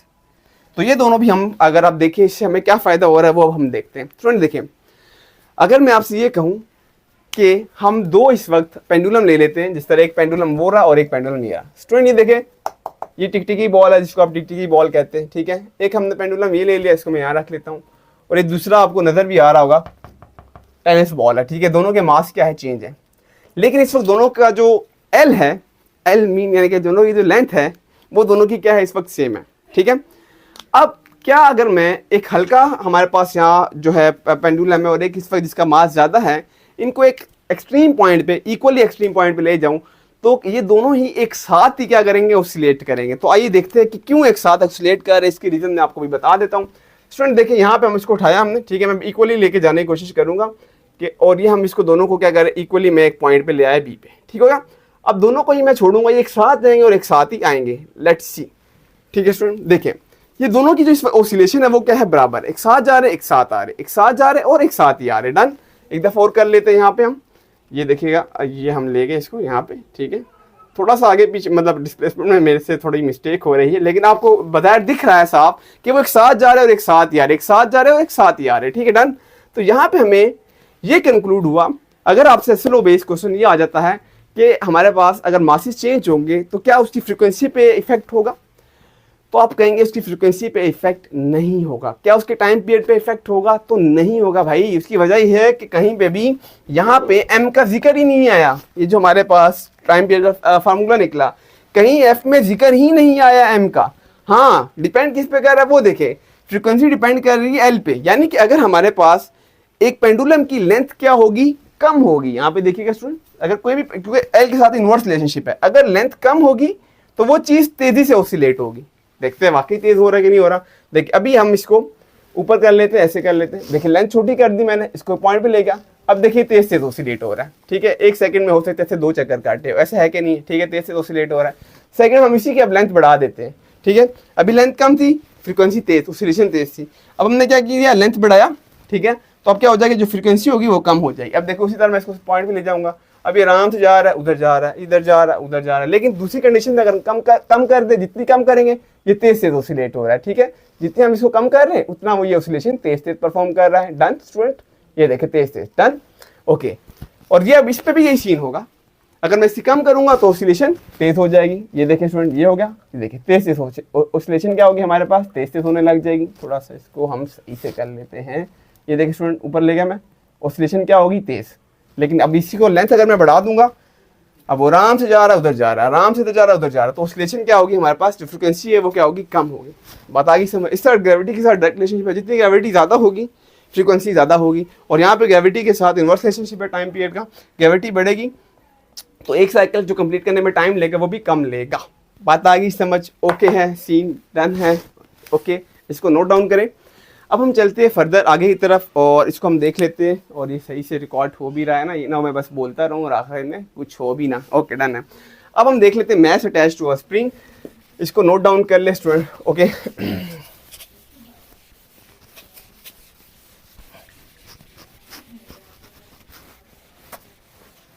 अब हमें आई गेस पेंडुलम की तो ज़रूरत सच नहीं पड़ेगी, पेंडुलम को भी हम थोड़ा सा साइड पे कर देते हैं, ठीक है, इसको हम साइड पे करते हैं और यहाँ पे इसको भी हम साइड पे कर देते हैं,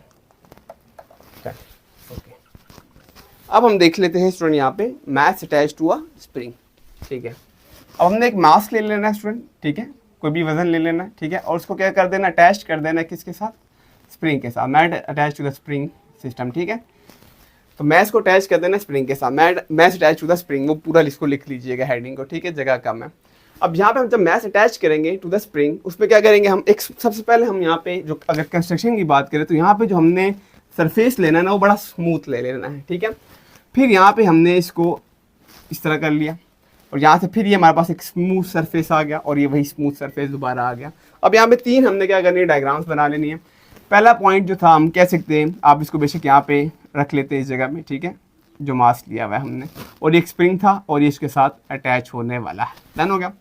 इस पॉइंट को, जो पूरा पॉइंट हमारे पास यहाँ पे आ रहा है स्टूडेंट, ठीक है, थोड़ा टेढ़ा हो गया, इसको नाम दे देते ओ का। अगेन वही सारी कहानी भाई, ओ पे क्या है, मीन पोजीशन है, काइनेटिक एनर्जी मैक्सिमम पोटेंशियल 0 है। इससे जब इसको यहाँ पे ले आएंगे इस पॉइंट पे, इसको नाम दे देंगे हम एक्सट्रीम का, ठीक है, इसको नाम ओ दे दिए, ए नाम दे दिया, और इसको नाम दे देते हैं बी का। ठीक हो गया, ओके। अब यहाँ पे या थोड़ा बी यहाँ पे आ जाएगा, यहाँ पे कर देते हैं बी को, ठीक है। अब फर्दर क्या करेंगे हम इसको, अब नेक्स्ट पिक्चर में हम क्या करेंगे, इसको पॉइंट जो ए है ना, ए ओ और यहाँ पे मैंने बी कह दिया, इसको हम एक फोर्स लगाएंगे। जब फोर्स लगाएंगे तो डिस्प्लेसमेंट तय होगा, बिल्कुल होगा, और डिस्प्लेसमेंट जब तय करेगा तो हमारे पास ये उठ के यहाँ आ जाएगा, ठीक है, इस जगह पे आ गया, यही स्प्रिंग। और थर्ड हमारे पास जो फिगर होगी स्टूडेंट, उसमें ये वापस किसी तरफ आ रहा है, यानी कि आगे गया, फिर ये वापस इधर ही पीछे आएगा और फिर फुल पीछे आ जाएगा, यहाँ पे आ जाएगा, ठीक है, इस जगह पे आ जाएगा। थोड़ा ज़्यादा हो गया क्योंकि बी यहीं पे बना हुआ है, तो हम इसको यहाँ पे कंप्रेशन में शो करवा देते हैं, क्योंकि यहाँ पे जो स्प्रिंग है वो सारा के सारा कंप्रेस हो गया। तो पहले यहाँ पे था, फिर हमारे पास ये यहाँ पे आया ए पे, और फिर हमारे पास ये वापस बी यानी कि पीछे आता हुआ बी की तरफ आ गया, ठीक है, ओके।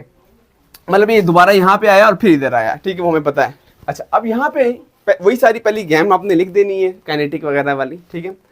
उसके बाद हम यहाँ पे इसको भी अब ये देखेंगे कि ये मीन पोजीशन एक मूव कर रहा है, बिल्कुल कर रहा है, वाइब्रेटरी मोशन है, लेकिन सिंपल हार्मोनिक मोशन तब होगा जब ये 2 कंडीशन को सेटिस्फाई करेगा। तो हमने ये 2 कंडीशन को देखना है कि सेटिस्फाई कर रहा है या नहीं कर रहा।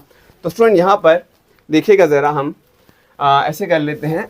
यहाँ पर सबसे पहले हम वही सारा कहेंगे कि हमने जो, हाँ, इसको ना थोड़ा सा आपने रिलेट भी करना है किसके साथ, हुक्स लॉ के साथ, ठीक है।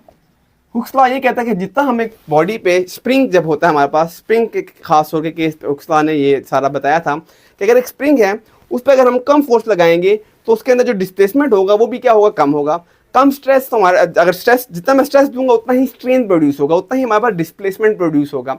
जिस तरह आप, अगर आपके पास पेन हो, ठीक है, वो जिसमें स्प्रिंग लगा होता है, बॉल पॉइंट, तो उस पर जब हम कम फोर्स लगाते हैं तो डिस्प्लेसमेंट भी कम होता है, ज़्यादा फोर्स लगाते हैं तो ज़्यादा डिस्प्लेसमेंट होगा। तो जस्ट यही हमारे पास है, यही हुक्स लॉ, यही वाला, ठीक है, स्प्रिंग के लिए। तो यहाँ पे हमारे पास हुक्स लॉ ने यही कहा था कि जो एफ होता है, एफ वो डायरेक्ट रिलेशनशिप होता है एफ का किसके साथ स्टूडेंट, एफ का डायरेक्ट रिलेशनशिप होता है डिस्प्लेसमेंट के साथ और माइनस रिस्टोरिंग फोर्स को बता रहा है। प्रोपोर्शनैलिटी के साइन हटेगा, यहाँ पे एक कांस्टेंट आ जाएगा जिसको हम के बोलते हैं, और साथ आ जाएगा ये माइनस के इधर ही माइनस, और साथ ये एक्स आ जाएगा। डन। अब ये के क्या है स्टूडेंट, ये जो के है हमारे पास, के हमें ये बताता है कि स्प्रिंग की स्ट्रेंथ कितनी है, ठीक है, ये हमें स्ट्रेंथ को बता रहा होता है। डन हो गया। किसको बताएगा स्टूडेंट, हमें स्ट्रेंथ को बताता है कि जो स्प्रिंग की जो स्ट्रेंथ है वो कितनी है। जाहिर सी बात है कि छोटा स्प्रिंग होगा उसकी के की वैल्यू कम होगी। एक बड़ा जो गन में यूज होने वाला स्प्रिंग या जो शॉक्स में यूज होने वाला स्प्रिंग है उसका के कांस्टेंट भी क्या होगा, बड़ा ही होगा, ऑब्वियसली बात है।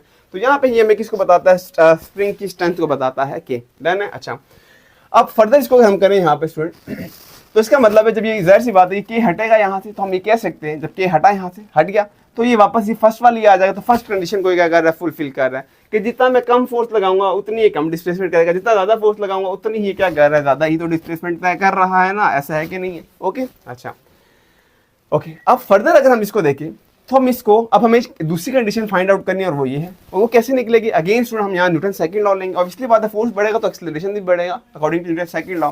तो अकॉर्डिंग टू न्यूटन्स, ठीक है, हमारे पास न्यूटन्स का जो सेकंड लॉ है, सेकंड लॉ वो क्या कहता है, F बराबर है ma के। डन। अब एक ये इक्वेशन आ गई हमारे पास स्टूडेंट, ये वाली, इसको नाम 1 दे दो, और एक हमारे पास ये आ गई, इसको नाम 2 दे दो। दोनों को क्या कर लेते हैं, कंपेयरिंग कर लेते हैं, ठीक है।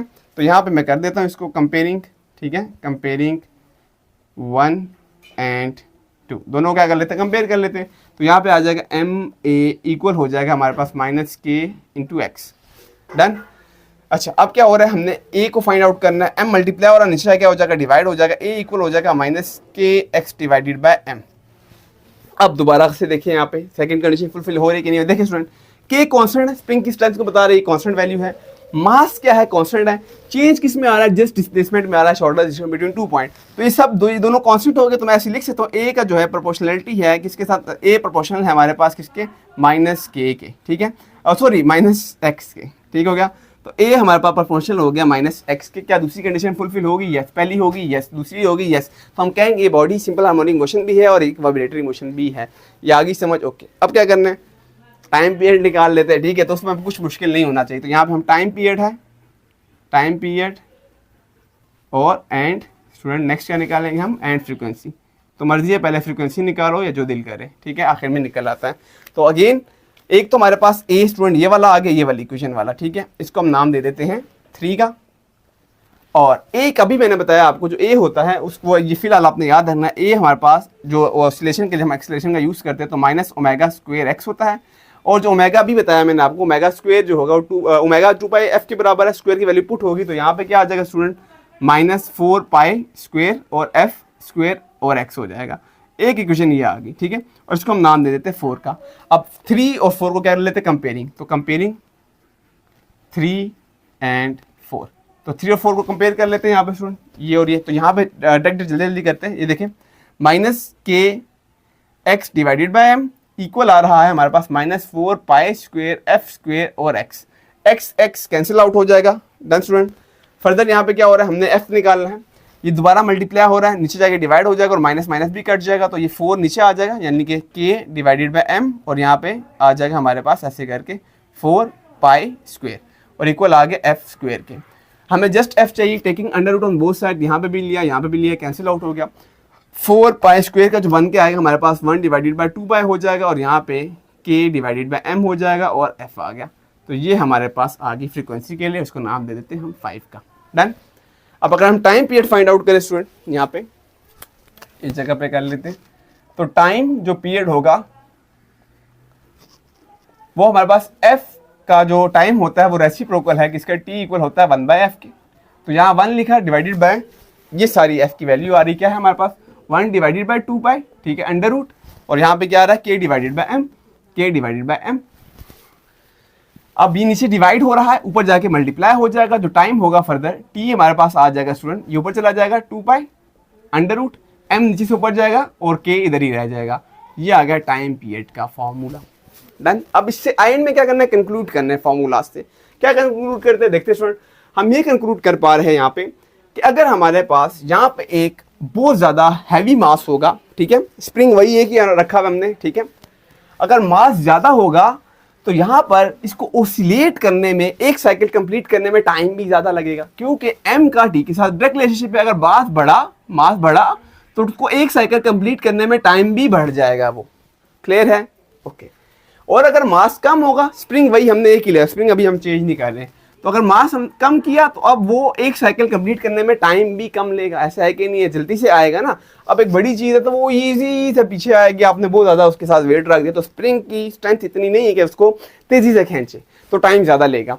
इस तरह से हम यहाँ पे फ्रिक्वेंसी में देखें तो क्या कहेंगे हम कि अगर हमारे पास फ्रिक्वेंसी किस पे हो रहा है, देखें अगर हमारे पास मास बढ़ा तो फ्रिक्वेंसी कम हो जाएगी। अगर बहुत ज़्यादा वजनी मास है तो ऑब्वियसली बात है उसकी जो हर्ट जो तेज से ऑसिलेट हो रहा था वो क्या हो जाएगा, वो उसका कम हो जाएगा, ठीक है। और इसी तरह वाइस वर्सा हो गया, मास कम होगा तो तेज तेज ऑसिलेट करेगा। लेकिन क्या यहाँ पे कहीं पे जिक्र आया है कि हम जो एक ही तरह का जो स्प्रिंग है उसकी अगर लेंथ बड़ी छोटी होगी तो उससे कोई फ़र्क पड़ेगा? उससे बिल्कुल फ़र्क नहीं पड़ेगा, ठीक है। अगर हम स्प्रिंग की लेंथ को बढ़ा दें, सेम ही स्प्रिंग का जो स्ट्रेंथ है वो सेम हो, लेकिन स्प्रिंग का अगर हम वो बढ़ा दें, लेंथ बढ़ा दें, तो उससे ना टाइम पीरियड पे इफेक्ट होगा ना फ्रीक्वेंसी पे होगा। इस तरह करके वो आपसे एमसीक्यूज में पूछता होता है क्वेश्चन। तो ये चीज़ें जो मैं साथ साथ बता रहा हूँ उसको आपने नोट डाउन करनी है। Clear student, okay. Hope so ये भी हो गया, ठीक है। मेन टॉपिक हमने कर ली जो मोस्ट इंपॉर्टेंट थे। अब हम आगे चलते हैं और नेक्स्ट हमारा टॉपिक है आई गेस यस डैम्पिंग का हमारा टॉपिक है स्टूडेंट, इसको नोट डाउन करें। और अब हम चलते हैं डैम्पिंग की तरफ।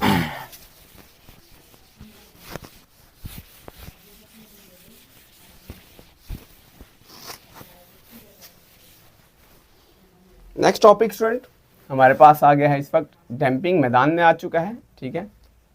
तो अगर आपको एम्पलीट्यूड की समझ आ गई है ना तो डैम्पिंग इजी सीन है, ठीक है।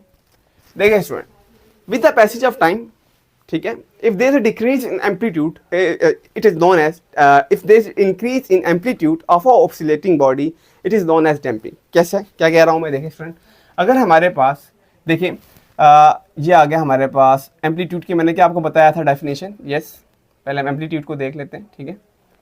तो हमारे पास जो हाईएस्ट क्या होता है, हाईएस्ट डिस्प्लेसमेंट होता है, ठीक है, मीन पोजीशन से, ठीक है, उसको हम क्या बोलते हैं, उसको हम एम्पलीट्यूड बोलते हैं। और किससे रिप्रेजेंट करते थे हम, एक्स नॉट से, ठीक हो गया। अब ये जो डैम्पिंग में कमी आना टाइम के साथ साथ, इसको हम सॉरी ये जो एम्पलीट्यूड में कमी आना टाइम के साथ साथ, इसको हम क्या बोलते हैं, इसको हम बोलते हैं, और किस में आना, एक ऑसिलेटिंग बॉडी में, एक वाइब्रेटरी बॉडी में, तो उसको हम बोलते हैं डैम्पिंग, ठीक है। जैसे कि स्टूडेंट हम इसी को ले लेते हैं यहाँ पे, ओके, ये भी किस पॉइंट पे है स्टूडेंट, ओ, क्योंकि एक ऑसिलेटिंग बॉडी है ना, मैंने ले ली ऑसिलेटिंग बॉडी, ओ पे है, ए पे ले गया मैं यहाँ पे, ठीक है।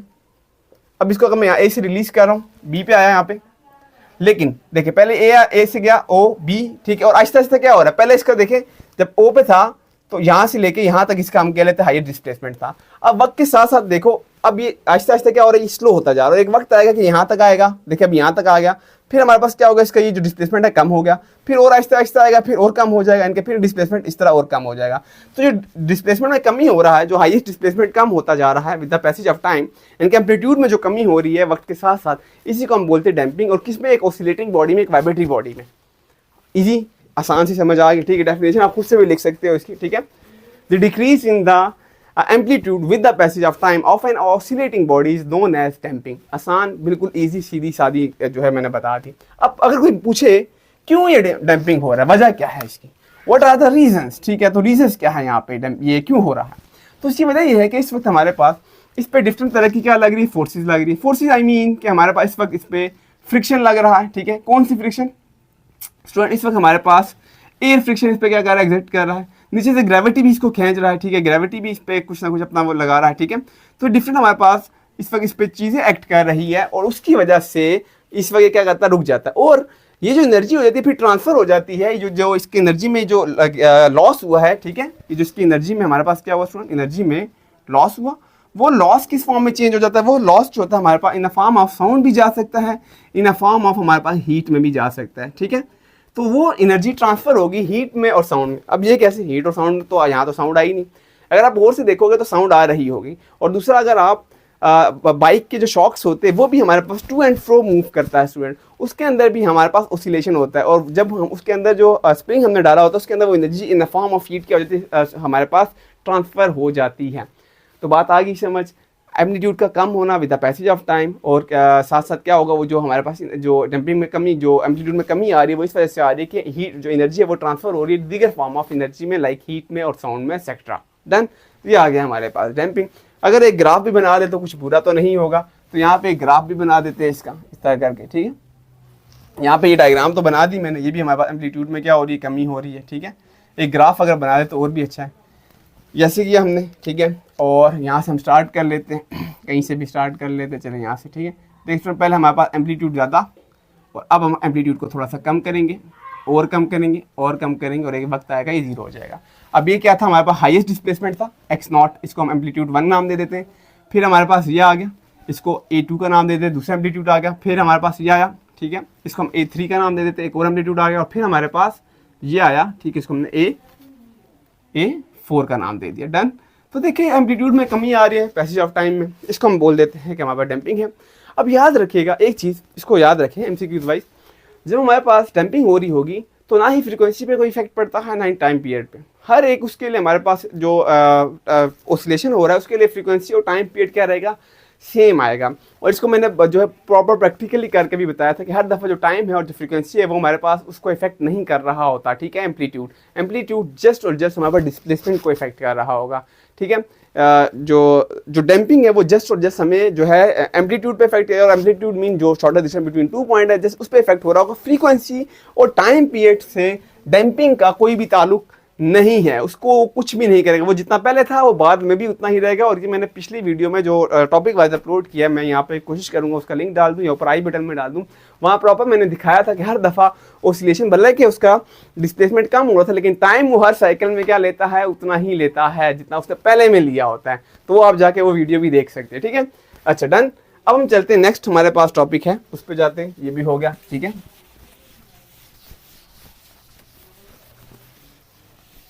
नेक्स्ट टॉपिक है स्टूडेंट हमारे पास वेव्स एंड देयर टाइप्स, ठीक है, वेव्स एंड, ठीक है, देयर टाइप्स। सबसे पहले हम देख लेते हैं स्टूडेंट कि वेव क्या है। तो वेव सिंपल है स्टूडेंट, हमारे पास ये कैरियर ऑफ एनर्जी होता है, यानी कि एनर्जी को क्या करता है, कैरी करता है, ठीक है, from one place to another place. तो वेव क्या करता है, एनर्जी को कैरी करते हैं, एक जगह से दूसरी जगह लेके जाता है, उसको हम क्या बोलते हैं, वेव, कैरियर ऑफ एनर्जी होता है, ठीक है। फर्दर अगर हम यहाँ पे देखें तो यानी कि इसमें कुछ ना कुछ काइनेटिक एनर्जी होगी तो वो उसको आगे क्या कर रहा है, कैरी कर रहा है। तो जब एनर्जी कैरी कर रहा है तो हो सकता है उसके अंदर हमारे पास क्या हो, जब ये एनर्जी को कैरी कर रहा है तो उसके अंदर हमारे पास कोई ना कोई इन्फॉर्मेशन हो सकता है, ठीक है। तो वेव क्या कर रहा है, हमारे पास इन्फॉर्मेशन को ही क्या कर रहा है, कैरी कर रहा है इन अ फॉर्म ऑफ एनर्जी। जैसे कि इस वक्त हम इलेक्ट्रोमैग्नेटिक वेव्स की बात करें या रेडियो वेव्स की बात करें तो वो हमें एक एनर्जी को कैरी करते हुए आ रही है और हमें क्या दे देती है, एक इन्फॉर्मेशन दे देती है, ठीक है, एक डिस्टेंस से दूसरे डिस्टेंस तक। बात आई समझ, ओके।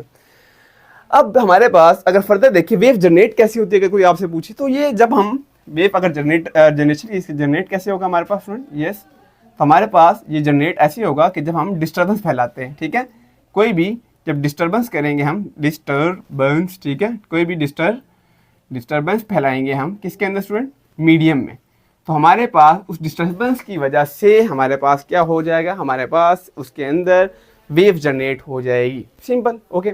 अब वेव भी हमारे पास एक ओसिलेशन ही होती है, ठीक है, वो टू एंड फ्रो मूव करेगी। वो कैसे, उसको भी ज़रा देख लेते हैं यहाँ पे स्टूडेंट। ये मैंने एक वेव ले ली इस तरह करके, ठीक है, वेव लेने लगा हूँ और अब मैंने मान लो एक रस्सी बांधी हुई है और उस रस्सी को ऊपर नीचे कर रहा हूँ मैं, ठीक है। तो ये रस्सी की पहली जब वेव ऊपर गई ऊपर, अब दूसरे डायग्राम दूसरे उसमें क्या होता है सिनेरियो में, ये मतलब ऊपर नीचे होगी ना, नीचे भी तो आएगी ये वापस, जब ऐसे कर रहा हूँ तो ये नीचे भी आएगी, ठीक है। अब नीचे जब आएगी मैं उसको स्लोमो आपको करके बता रहा हूँ कि यहाँ पे आएगी पहले, ठीक है, फिर हमारे पास ये यहाँ पे आएगी, ठीक है, ये वाली, फिर हमारे पास ये यहाँ पे आएगी, फिर यहाँ पे आ गई, फिर ये हमारे पास ऐसे नीचे की तरफ मुड़ जाएगी, फिर यहाँ पे आ जाएगी स्टूडेंट, फिर यहाँ पे ऐसे करके आएगी, ठीक है, जब मैं तेज से इसको ऐसे मूव करता रहूँगा। अब अगर इसका मैं एक पार्टिकल इसको पकड़ लूँ ना, यहाँ पे ये देखो, ये वाला पार्टिकल जो हमने पकड़ लिया इसका ना, ये, ठीक है, इस तरह करके। अब ये क्या कर रहा है, इसको अगर बार बार हम ऐसे ऐसे करेंगे, इसका मतलब है ये जो पार्टिकल है ये टू एंड फ्रो कहाँ हो रहा है, ये जिसका मीन पोजीशन है उसके इर्द गिर्द क्या कर रहा है, मूव कर रहा है। तो हम कहते हैं कि हमारे पास जो वेव्स है वो भी क्या है, वो भी एक ऑसिलेटिंग है, वो भी क्या करता है, वाइब्रेट करता रहता है। आगे समझ, ओके, डन। अच्छा, अब हम इसकी फर्दर टाइप्स को देख लेते हैं और इसके साथ पहले वो तो नहीं है हमारे पास जो टर्म्स थे हमारे पास स्टूडेंट्स, यस, नो, पहले हमें मैकेनिकल आगे कैरेक्टरिस्टिक बाद में आ रही है, ओके। तो पहले हम इसके साथ हम देख लेते हैं इसकी जो टाइप्स आ गई। अब वेव आ गई समझ, अब हमारे टाइप्स थे, टाइप्स क्या है हमारे पास, ठीक है। अब टाइप्स जो है ना दो तरह के, वो एक को हमने बुनियाद पे टाइप्स रखी हुई है उसके मीडियम के बुनियाद पे, और मीडियम के बुनियाद पे जो टाइप्स है ना वो दो तरह की। एक को हमने नाम दिया हुआ है मैकेनिकल का, ठीक है, मैकेनिकल वेव्स, डब्ल्यू का मतलब वेव, और एक का हमने नाम दे दिया इलेक्ट्रोमैग्नेटिक वेव, इलेक्ट्रोमैग्नेटिक वेव, ठीक है। देखो, जिसको मीडियम चाहिए, एम का मतलब मैकेनिकल, मैकेनिकल का मतलब मीडियम, जिस वेव को जब वो प्रोपेगेट कर रहा है एक जगह से दूसरी जगह जा रहा है उसको मीडियम चाहिए। अगर तो हमें यहाँ पे सिंपल सी बात है, इसके अंदर क्या होगा, जिसको हम यहाँ पे लिख देता हूँ मैं, जिसको हमें मीडियम चाहिए होगा, मीडियम रिक्वायर्ड होगा। ऐसी वेव जब वो जनरेट करने के लिए इसको मीडियम क्या हो, रिक्वायर्ड हो, तो उसको हम नाम बोल देते हैं कि वो हमारे पास क्या कहलाती है, वो हमारे पास मैकेनिकल वेव कहलाती है, सिंपल है, ठीक है। जैसे कि इसमें कौन सी आ सकती है, इसमें हमारे पास साउंड वेव्स आ सकती है, ठीक है। साउंड जब तक हमारे पास यहाँ पे हवा नहीं है तो मैं बोलता रहूँगा, आवाज़ नहीं आएगी क्योंकि वो डिस्टर्बेंस फैल रही है एक मीडियम में। तो जब मीडियम होगा तो साउंड वेव जनरेट होगी, अदरवाइज साउंड वेव जनरेट नहीं होगी। डन हो गया। तो पहली मीडियम में हमारे पास रिक्वायरमेंट होगी जो कि हमारे पास साउंड वेव आ गया। Done, okay. नेक्स्ट, हाँ, इसमें और भी आ सकती है, वाटर वेव भी आ सकती है, ठीक है। तो वाटर वेव तब भी जनरेट होगी जब वाटर होगा, अदरवाइज वाटर नहीं होगा, ठीक है। वाटर वेव आ जाती है इसमें। Done student. और सिस्मिक वेव भी आ जाती है जो अर्थक्वेक के दरमियान आती है, ठीक है। पी टाइप और एस टाइप वो भी मैंने बताया हुआ था, तो वो भी हमारे पास उसके लिए भी मीडियम चाहिए होता है। Done, okay. बाकी आसान के बात करते हैं हम। ओके स्टूडेंट, तो अब हम चलते हैं नेक्स्ट की तरफ। होपफुली समझ आ गया होगा। सिंपल कह देना है, वो वेव जिसको रिक्वायर्ड होता है मीडियम वो मैकेनिकल वेव होता है, और वो वेव जिसको रिक्वायर्ड मीडियम नहीं होता उसको हम नाम दे देते हैं इलेक्ट्रोमैग्नेटिक वेव का, ठीक है। तो यहाँ पे हमारे पास इलेक्ट्रोमैग्नेटिक वेव इसमें आ जाएगी, और इलेक्ट्रोमैग्नेटिक वेव में यानी कि सिंपल नो मीडियम रिक्वायर्ड, बिल्कुल सिंपल करके लिखना है, नो मीडियम रिक्वायर्ड, जिसमें हमें मीडियम रिक्वायर्ड नहीं होता, ठीक है, कि उसको प्रोपेगेट करवाया जाए एक जगह से दूसरी जगह के लिए। जैसे कि फिर एग्जांपल देना जरूरी है, जैसे कि हमारे पास लाइट वेव आ जाती है, ठीक है। इसमें हमारे पास आ जाती है अल्ट्रा अल्ट्रा वायलेट आ जाती है हमारे पास, ठीक है स्टूडेंट। और भी इसमें माइक्रोवेव आ जाती है, ठीक है, माइक्रोवेव, ठीक है। तो ये सब हमारे पास किस में आ रही है, हमारे पास इलेक्ट्रोमैग्नेटिक वेव में आ रहा है। धन जिसको मीडियम नहीं चाहिए होगा। ओके, होप सो यहाँ तक क्लियर हो गया होगा। अक्सर औकात यहाँ से पूछ भी लेता है। तो इसी तरह हमारे पास इस वक्त अगर आप खुद भी देखो कि लाइट के लिए क्या हमें हवा होगी तो लाइट आएगी, नहीं, हवा तो लाइट तो आ जाती है, जैसे सन से इस वक्त आ रही है, सन के बीच में वैक्यूम है। तो यहाँ से भी क्वेश्चन बन जाता है कि सन में इस वक्त जो फिजन रिएक्शन हो रहे हैं वो हमें क्यों नहीं सुनाई दे रहे। तो वजह यह है कि बीच में वैक्यूम है, इसलिए हम वो साउंड को नहीं सुन पा रहे। लेकिन लाइट को क्यों लाइट क्यों देख पा रहे, क्यों, लाइट के लिए हमें मीडियम की जरूरत नहीं होती। सिंपल हो गया। Okay done. नेक्स्ट हम देखते हैं, ये तो टाइप्स हमने पढ़ी कि अकॉर्डिंग टू मीडियम, कि किसको मीडियम चाहिए, मीडियम नहीं चाहिए। अब हमने ये देखना है जो टाइप्स ऑफ वेव है कि ये वेव जाती कैसे हैं। जब ये प्रोपगेशन कर रही है, एक जगह से दूसरी जगह जा रही है, तो ये कैसे बिहेव कर रही है, ठीक है। तो अब अकॉर्डिंग टू देयर बिहेवियर हम अब उसकी दो टाइप्स पढ़ेंगे, ठीक है। तो एक तो ये टाइप्स होगी ना, ठीक है, इसको मैं रेस कर रहा हूँ स्टूडेंट। देन अब हम देखते हैं टाइप्स देख रहे हैं, लेकिन अकॉर्डिंग टू किसके टाइप देखेंगे स्टूडेंट। अब हम अब हम अकॉर्डिंग टू प्रोपगेशन देखेंगे, ठीक है। अकॉर्डिंग टू टाइप्स हम देख रहे हैं, लेकिन कैसे उसके बिहेवियर पे देख रहे हैं, ठीक है, कि कैसे वो प्रोपगेशन करेगा, एक जगह से दूसरी जगह कैसे जा रहा है, ट्रैवल कैसे कर रहा है, ठीक है, प्रोपगेट कैसे हो रहा है। तो इसमें दो तरह आ जाता है हमारे पास। एक हमारे पास इसमें आ जाएगा स्टूडेंट ट्रांसफर वेव्स, ठीक है, ट्रांसवर्स वेव्स आ जाएगा हमारे पास, ठीक है। Okay done. एक तो पोर्ट पे लिखते हुए ट्रांसवर्स, ठीक हो गया, डन। अच्छा ओके, एक हमारे पास आ गया ट्रांसवर्स वेव और एक आ जाएगा हमारे पास लॉन्गिट्यूडिनल वेव, ठीक हो गया। दो तरह की वेव्स आ गई। अब देखते हैं कि इसका मतलब क्या हो रहा है। इसका मतलब है कैसे बिहेव करे, कैसे जा रहे हैं। यहाँ पर अगर हम ट्रांसफर वेव्स को देखें स्टूडेंट, तो ट्रांसफर वेव हमेशा जब भी जाएगी वो परपेंडिकुलर टू द डायरेक्शन जाती है। जिस तरह भी पहले बताया मैंने कि जब भी ये मूव करेगी स्टूडेंट ट्रांसफर वेव, तो ये परपेंडिकुलर टू द डायरेक्शन जाएगी। मान लो डायरेक्शन इस तरफ थी, इस तरफ से प्रोपगेट होना है, और ये क्या करेगी, परपेंडिकुलर होगी। कैसे भी मैंने आपको बताया कि ये ऐसे ऐसे होता है, फिर ऐसे होगा, फिर ऐसे होगा, यहाँ आ जाएगा, फिर हमारे पास ये ऐसे होगा, ये वाला हिस्सा ऐसे, जिस तरह आप रस्सी लेके भी कर सकते हो, ठीक है। फिर ये नीचे ऐसे करके आ जाएगा। तो ये क्या कर रहा है, ये जो हमारे पास जो इसके पार्टिकल्स है, ठीक है, वो क्या कर रहे हैं, वो परपेंडिकुलर टू द डायरेक्शन जा रहा है, ठीक है। परपेंडिकुलर हुआ कि नहीं हुआ, देखो डायरेक्शन इस तरफ है और पार्टिकल ऐसे ऐसे हो रहा है, तो दोनों में 90 एंगल बना, बिल्कुल बना। तो ट्रांसफर वेव वो वेव्स होंगी जिसमें जब वो पार्टिकल मूव करते हो perpendicular to the direction move करे, ठीक है। When particle move perpendicular to the direction of propagation, that type of wave is known as transverse wave. तो इस तरह का जो बिहेवियर जो वेव शो करवाएगा उसको हमने नाम दे दिया ट्रांसफर वेव का। सिंपल था, ठीक है। अब यहाँ पे एग्जांपल्स अगर हम बात करें ट्रांसफर वेव्स की जो परपेंडिकुलर टू द जाता है, तो इसके अंदर हमारे पास स्टूडेंट लाइट वेव आ जाती है, ठीक है। इसमें हमारे पास माइक्रोवेव आ जाती है, डन, माइक्रोवेव आ जाती है, डन हो गया। तो ये हमारे पास ट्रांसफर वेव की दो एग्जांपल आ गई। और इलेक्ट्रोमैग्नेटिक वेव भी आ जाती है, इलेक्ट्रो, ठीक है, मैग्नेटिक वेव भी इसी के बीच में आएगी, डन हो गया। क्लियर है। यहाँ तक कोई मसला है तो आप जो है कमेंट सेक्शन में पूछ सकते हैं। अब फर्दर अगर इसको हम करें यहाँ से जो इसको थोड़ी सी इसको डिस्कस करें, ये जो प्रोपगेशन कर रहा है, तो हम कहते हैं भाई साहब कि इसका ये वाला जो हिस्सा स्टूडेंट, ये वाला ऊपर वाला, इसको हम नाम दे देते हैं क्रस्ट का, और जो नीचे वाला इसको नाम देते हैं हम ट्रफ का, ठीक है, क्रस्ट और ट्रफ। फिर हम कहते हैं एक क्रस्ट से दूसरे क्रस्ट तक या एक थ्रफ से दूसरे थ्रफ तक का जो डिस्टेंस होता है उसको हम वेव लेंथ कहते हैं। तो यहाँ से यहाँ तक का जो डिस्टेंस है इसको हम नाम दे देते हैं वेव लेंथ का, ठीक है। एक तरफ से दूसरी तरफ का भी ले सकते हैं, इसको भी हम नाम दे देते हैं वेव लेंथ का। बात आ गई समझ, ऐसे कर लेते हैं। फिर हम इसमें फर्दर अगर देखें, ये मीन पोजीशन कहलाती है, ये सारी मीन पोजीशन है, ठीक है, ये वाली ओ। इस मीन पोजीशन से जितना हाईएस्ट डिस्प्लेसमेंट तय किया होता है इसको हम नाम देते हैं एम्पलीट्यूड का, और इसको हम एक्स नॉट से लिख देते हैं। इसी तरह नीचे भी कर सकते हो, इसका क्या कहलाएगा, एम्पलीट्यूड कहलाएगा एक्स नॉट। डन है, सिंपल हो गया यहाँ तक। और इसमें आई गेस वो तो कुछ नहीं रहेगा, ठीक है। और ये वेव आ रही है हमारे पास, मेन चीज़ें थी वो मैंने यहाँ पर डिस्कस कर दी।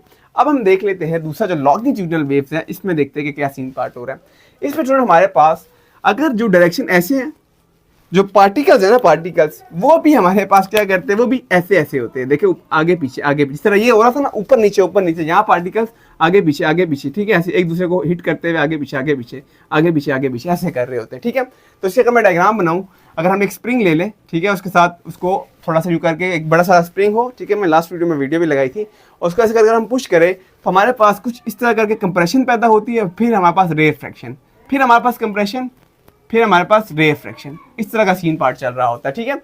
इससे हो क्या रहा है हमारे पास कि ये पार्टिकल ऐसे ऐसे करके जा रहे हैं एक दूसरे को टच करते हुए। और ये वाला जो हिस्सा, इसको क्या नाम दिया हमने स्टूडेंट, इसको नाम दे दिया हमने कंप्रेशन का, क्योंकि यहाँ देखो ना वेव जो होगी कंप्रेस होगी है, यानी कि यहाँ जो पार्टिकल्स होते हैं ना स्टूडेंट, वो बहुत, अगर देखो मैं पार्टिकल्स की सूरत में बना के दिखाऊँ ना, तो पार्टिकल बहुत ही क्लोज टुगेदर है। यहाँ पे देखो ना ज़रा, पार्टिकल क्या हो रहे हैं, बहुत क्लोज टुगेदर हो रहे हैं, ठीक है। लेकिन अगर हम रेयर फ्रैक्शन देखें तो रेयर फ्रैक्शन में पार्टिकल जो है वो फार अवे है, ऐसे देखो दूर दूर है। बात आ गई समझ। फिर हमारे पास देखो कंप्रेशन में, अगर देखो इस वाले हिस्से में अगर पार्टिकल की फॉर्म में इसको शो कराऊँ तो यहाँ पे हमारे पास कंप्रेशन क्या हो रही है, बहुत ज़्यादा हो रही है। देखो यहाँ पे कंप्रेशन होगी, ठीक है। और फिर हमारे पास यहाँ पे क्या हो रहा है, रेयर फ्रैक्शन। और रेयर फ्रैक्शन अगेन हमारे पास क्या होगा, पार्टिकल फार अवे है, दूर दूर है, ठीक है। डन है, ठीक है। तो ये वाला हिस्सा क्या कहला रहा है हमारे पास, रेयर फ्रैक्शन। डन। अब इसमें भी अगर हम प्रॉपर्टीज डिस्कस करें तो हम कह सकते हैं एक कंप्रेशन से लेके दूसरे कंप्रेशन तक का, कंप्रेशन यहाँ तक था, सॉरी स्टूडेंट, यहाँ तक, चलो नीचे से कर लेते हैं। एक कंप्रेशन से लेके यहाँ से लेके, ठीक है, इस पॉइंट तक का जो डिस्टेंस होता है उसको हम क्या बोल देते हैं, वेवलेंथ। और यहाँ से लेके यहाँ तक का जो हमारे पास डिस्प्लेसमेंट है उसको हम बोल देते हैं एम्पलीट्यूड, ठीक है। जो बीच में से इसका ये वाला हिस्सा गुजर रहा है ना, ये यहाँ से लेके यहाँ तक जो होगा ये हिस्सा इसका कहलाता है एम्पलीट्यूड एक्स नॉट। ये भी हो गया हमारे पास। अब सवाल ही पैदा होता है कि कौन सी वेव ऐसे बिहेव करती है जो ऐसे ऐसे टकर के पैरेलल टू द डायरेक्शन जाती है, तो उसको भी देख लेते हैं। यहाँ पे हमारे पास इसमें आ जाती है स्टूडेंट साउंड वेव्स। एग्जाम्पल क्या आ गई हमारे पास, साउंड वेव्स। जो साउंड वेव्स होती है हमारे पास स्टूडेंट, वो ऐसे ही ट्रैवल करती है। फर्दर मोर जो हमारे पास इसमें आ जाती है अल्ट्रा, नहीं इंफ्रारेड हमारे पास इसमें आ जाती है, नहीं अल्ट्रा आती है, ठीक है। इसमें हमारे पास आ जाती है अल्ट्रा वायलेट जो हमारे पास रेज है, वो भी इसी तरह बिहेव करती है, आगे पीछे आगे पीछे आगे पीछे, ठीक है। साउंड वेव आ गई, अल्ट्रा वेव इसमें आ गई, सिस्मिक वेव्स भी आई गेस इसमें आ जाती है, ठीक है। पी टाइप वाली आती है, ठीक है। दो टाइप थी ना, एक पी थी और एक एस थी, ठीक है। पी टाइप वाली इसको जरा चेक कर लीजिएगा। पी टाइप वाली वेव जो थी सिस्मिक की, वो भी लॉन्गिट्यूडिनल में भी आती है, वो भी ऐसे ऐसे करके बिहेव करती है, ठीक है। अब अगर फर्दर कुछ और इसमें अगर आपने डिस्कस करना है तो वो हम साउंड वाले चैप्टर में देख लेंगे, जहाँ पे ये प्रेशर क्या हो रहा है, यहाँ पे वेलोसिटी पार्टिकल की क्या है, किधर ज़्यादा है किधर कम है, वो हम साउंड वाले चैप्टर में फर्दर देखेंगे, क्योंकि वहाँ पे पार्टिकल्स वाइज हमने चीज़ों को, साउंड को डिस्कस किया हुआ है, तो वो चीज़ हम उसमें जाके आगे क्या कर लेंगे, डिस्कस कर लेंगे। होप तो यहाँ तक कोई भी आपको प्रॉब्लम नहीं होना चाहिए। यहाँ पे क्या हो रहा है, सिंपल इसमें लिखोगे ट्रांसफर में इस निशान को क्या बोलते हैं, परपेंडिकुलर। जो पार्टिकल्स है वो परपेंडिकुलर टू द डायरेक्शन जा रहा है। इसमें क्या कहोगे, जो पार्टिकल है इसको बोलते हैं पैरेलल, तो जो पार्टिकल्स है वो पैरेलल टू द डायरेक्शन जा रहा है। बात खत्म हो गई, ठीक है, खत्म, टॉपिक गया। अच्छा, अब हम इसके अगर कैरेक्टरिस्टिक्स से बात करें स्टूडेंट, इसी की वेव्स की कैरेक्टरिस्टिक्स जो इसका नेक्स्ट सब टॉपिक है, तो उसमें मैं यहीं पे कर रहा हूँ, ठीक है। तो जो हेडिंग दे दीजिएगा, कैरेक्टरिस्टिक्स करवा रहा हूँ मैं, ठीक है। तो यहाँ पे अगर हम कैरेक्टरिस्टिक्स, चलो लिख देता हूँ यार, कैरेक्टरिस्टिक्स, वो लेक्चर लंबा हो रहा है ना, कैरेक्टरिस्टिक्स ऑफ वेव। तो अगर हम खसूसियात देखें, कैरेक्टरिस्टिक्स अगर देखें कौन कौन सी हमारे पास आ रही है, मतलब जो सिंपल इसके टर्म्स अगर देखें हम, तो पहले आ जाता है हमारे पास नंबर ऑफ साइकिल आ जाता है, ठीक है। साइकिल यही होता है, इसको हम एन से रिप्रेजेंट करते हैं। एक हमारे पास कितने चक्कर काट रहा है उसको हम क्या बोलते हैं, साइकिल बोलते हैं इसको। और अगर जितने साइकिल होंगे उसको हम एन से रिप्रेजेंट कर देंगे, ठीक है, कि 5 साइकिल की, 6 की, कितने की है, ठीक है। फिर आ जाता है हमारे पास फ्रीक्वेंसी। वैसे तो फ्रीक्वेंसी का फॉर्मूला हमारे पास स्टूडेंट क्या है, 1/t है, चलेगा, गलत नहीं है, ठीक है। फिर हमारे पास टाइम है, और टाइम का फॉर्मूला क्या होगा, टाइम इसका रेसिप्रोकल है, तो हम कह देंगे जो टाइम है वो इक्वल होगा 1/f के। शुरू में बताया मैंने, लेकिन उन्होंने फ्रीक्वेंसी का एक और फॉर्मूला भी दिया हुआ है जो आई गेस आगे न्यूमेरिकल में भी यूज होता है, उसको n/t किया हुआ है।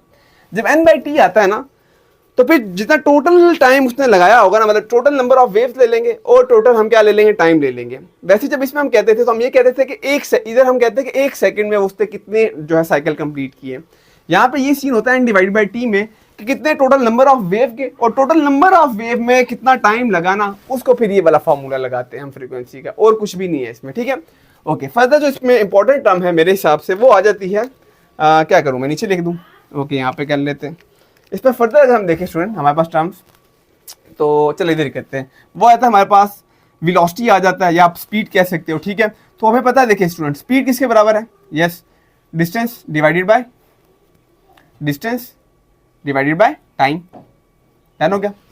अब यहाँ पर हम स्टूडेंट अगर लेट कर लेते हैं कि जो डिस्टेंस है हमारे पास वो हर एक का लाइक यहाँ से लेके जितना लैम्डा ये है उतना ही लैम्डा यहाँ से आगे, ये जो यहाँ से फिर यहाँ तक गया, ठीक है, ये भी उतना ही डिस्टेंस है जो कि लैम्डा है। तो ये हमें पहले बता, शॉर्टर ये जो बता रहा है लैम्डा किसको बता रहा है, दो वेव के बीच में जो डिस्टेंस है इसको बता रहा है, या डिस्प्लेसमेंट को बता रहा है, ठीक है, शॉर्टर डिस्टेंस बिटवीन 2 पॉइंट को बता रहा है यहाँ पे।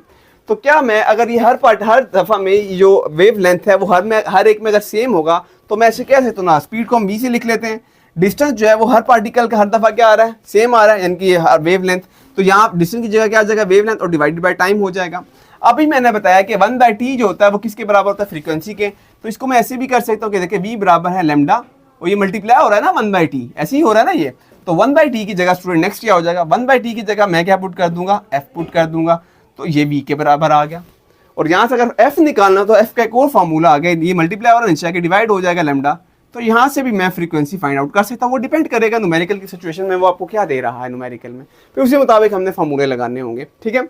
अच्छा, फर्दर अगर हम करें स्टूडेंट, फर्दर यहाँ पे, तो ये जो फार्मूला मैंने बताया ना, ये वाला, ये उन वेव्स के लिए होगा स्टूडेंट, आई अगेन रिपीट, ये उन वेव्स के लिए होगा जिसके लिए मीडियम रिक्वायर्ड होता है, ठीक है। जैसे क्या साउंड वेव्स हो गई, ठीक है, जो ज़्यादा तेज ना जाए, ठीक है। अगर हम स्पीड ऑफ लाइट वाली वेव्स की बात करें, जैसे इलेक्ट्रोमैग्नेटिक वेव्स होगी, लाइट वेव्स होगी स्टूडेंट, वहाँ पे हम जो है इस फॉर्मूले को यूज़ नहीं करते, इसमें थोड़ी सी चेंजिंग कर लेते हैं। इलेक्ट्रोमैग्नेटिक वेव के लिए जो सी है, जो कि अभी सिंपल स्पीड ऑफ जो वेव थी, ये चेंज, जो वी है, जो स्पीड ऑफ वेव थी, इसको हम चेंज कर देते हैं सी से, और सी क्या है, स्पीड ऑफ लाइट, क्योंकि ये जो वेव्स होती है स्पीड ऑफ लाइट से ट्रेवल करती हैं, और ये इक्वल हो जाएगा हमारे पास लैम्डा और जो भी इनकी फ्रीक्वेंसी होगी, बस ये चेंज हो जाएगा, वी की जगह क्या आ जाएगा, सी आ जाएगा। इलेक्ट्रोमैग्नेटिक वेव्स के लिए मैं यहाँ लिख देता हूँ, for electromagnetic waves, hope so done हो गया, ठीक है। फॉर सिंपल वेव्स जो कि स्पीड ऑफ लाइट से नहीं जाती, उनके लिए हम ये वाला फार्मूला यूज़ करते हैं। स्टूडेंट नोट डाउन करें इसे। अब हम चलते हैं, आई गेस लास्ट टॉपिक रह गया हमारे, ठीक है, जो कि है रिपल टैंक वाला। यस, ओके, तो हम उसको करते हैं, इसको भी नोट डाउन करें।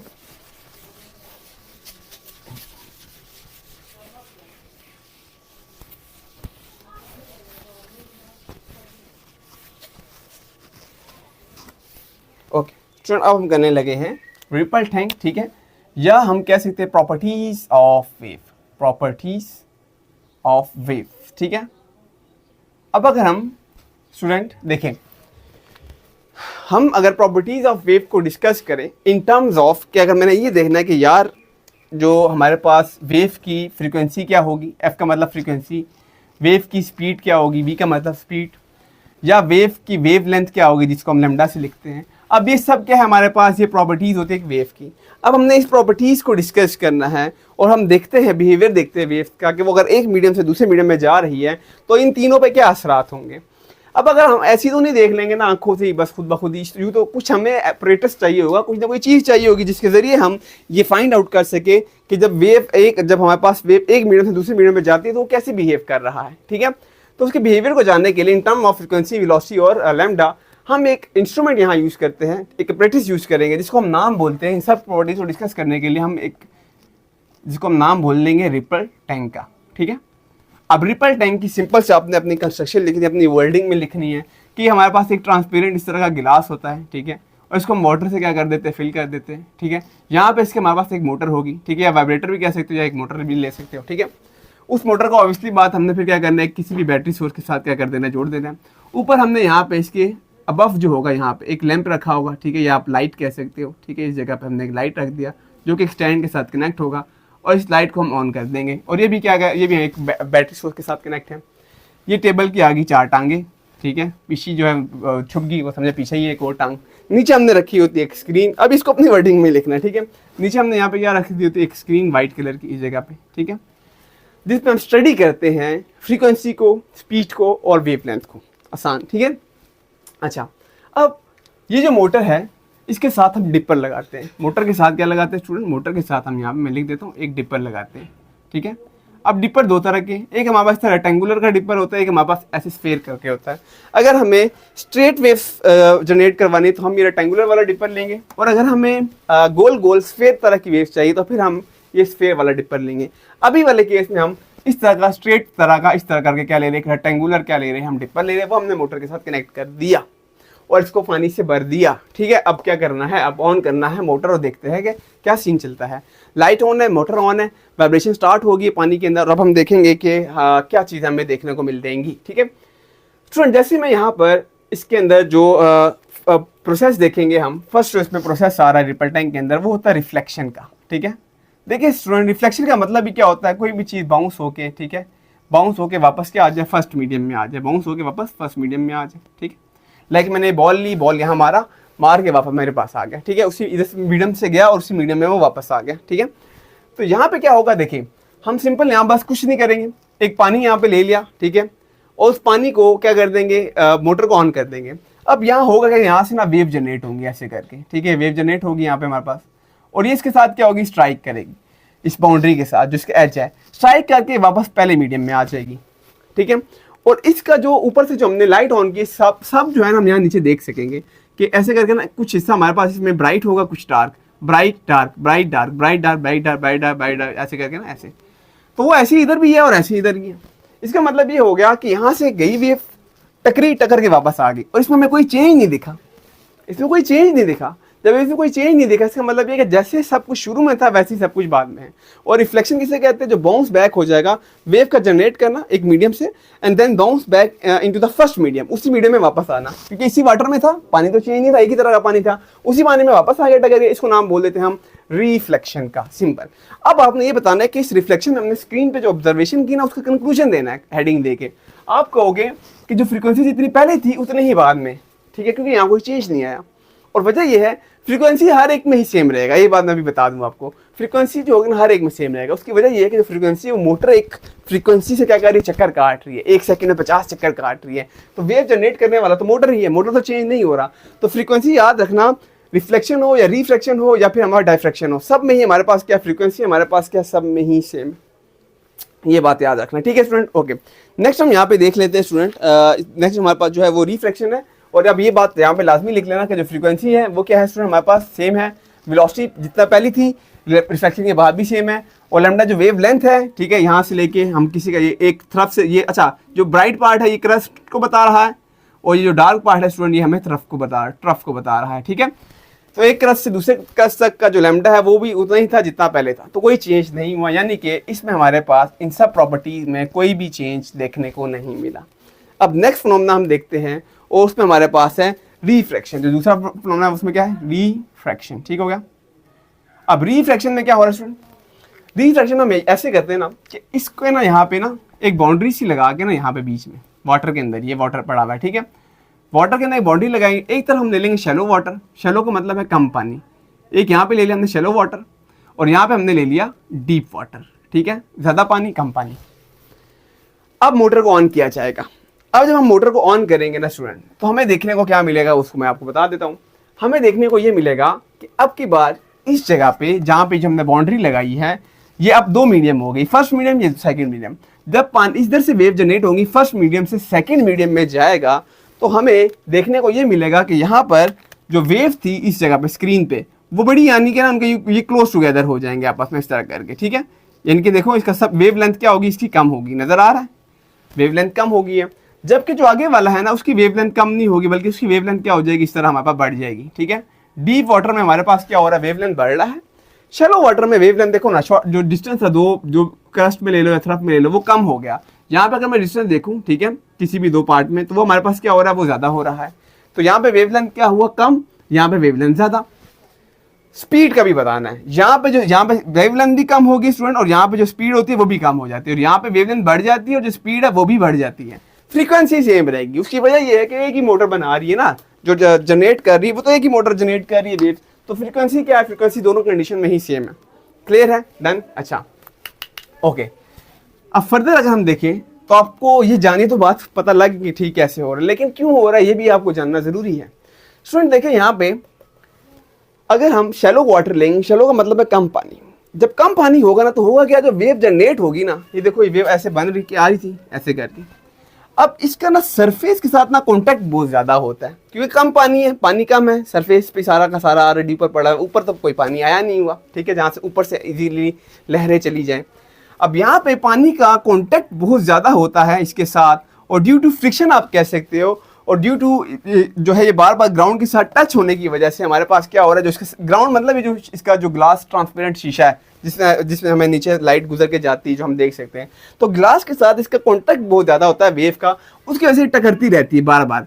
टकरने की वजह से जो वेव होती है ना, इसका जो साइज जो वेव लेंथ होता है वो क्या हो जाता है, वेव लेंथ हमारे पास कम हो जाता है। क्लियर है। और जब बार बार टकरेगी एक चीज़ टक्कर रही तो ऑब्वियसली बात है उसकी स्पीड भी तो कम होगी, तो उसकी स्पीड भी यहाँ पे कम हो जाती है शैलो के बीच में। अब क्या होता है, यही वेव जब निकल के डीप वाटर में जाता है तो अब क्या होगा, हमारे पास यही था हमारे पास, अब वेव लेंथ बढ़ जाएगी, ठीक है। क्यों बढ़ गई, उसकी वजह ये होगी हमारे पास कि अब उसका सरफेस के साथ इतना कॉन्टैक्ट नहीं है। जब इतना कॉन्टैक्ट नहीं होगा तो वेव की जो लेंथ होगी वो बढ़ जाएगी, और जब वो बढ़ जाएगी, टकराव नहीं हो, टकराव नहीं हो तो ऑब्वियसली बात है स्पीड भी बढ़ जाएगी। डन है, इजी सिंपल, ठीक है। तो यहाँ पे हम कहेंगे कि फ्रीक्वेंसी में तो कोई भी चेंज नहीं आया, लेकिन हमारे पास जो स्पीड थी और जो हमारे पास लैम्डा था वेव लेंथ, इसमें चेंज आया।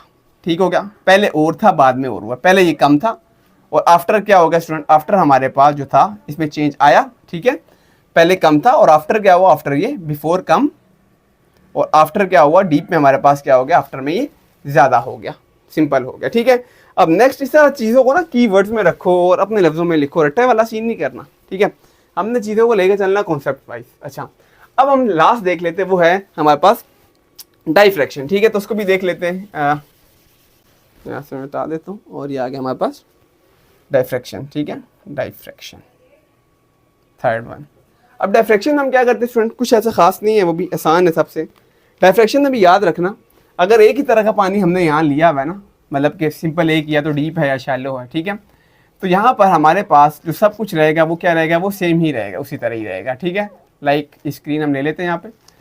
डाइफ्रैक्शन पहले ये याद रखना कि हम दो ऑब्स्टिकल लेते हैं, कि यहाँ ऑब्स्टिकल ले लिया, कि यहाँ पे ले लिया, ठीक है। जो बेंडिंग ऑफ वेव्स है ना, उसको हम बोलते हैं diffraction. The bending of wave is known as diffraction. होगी डेफिनेशन, डन हो गया।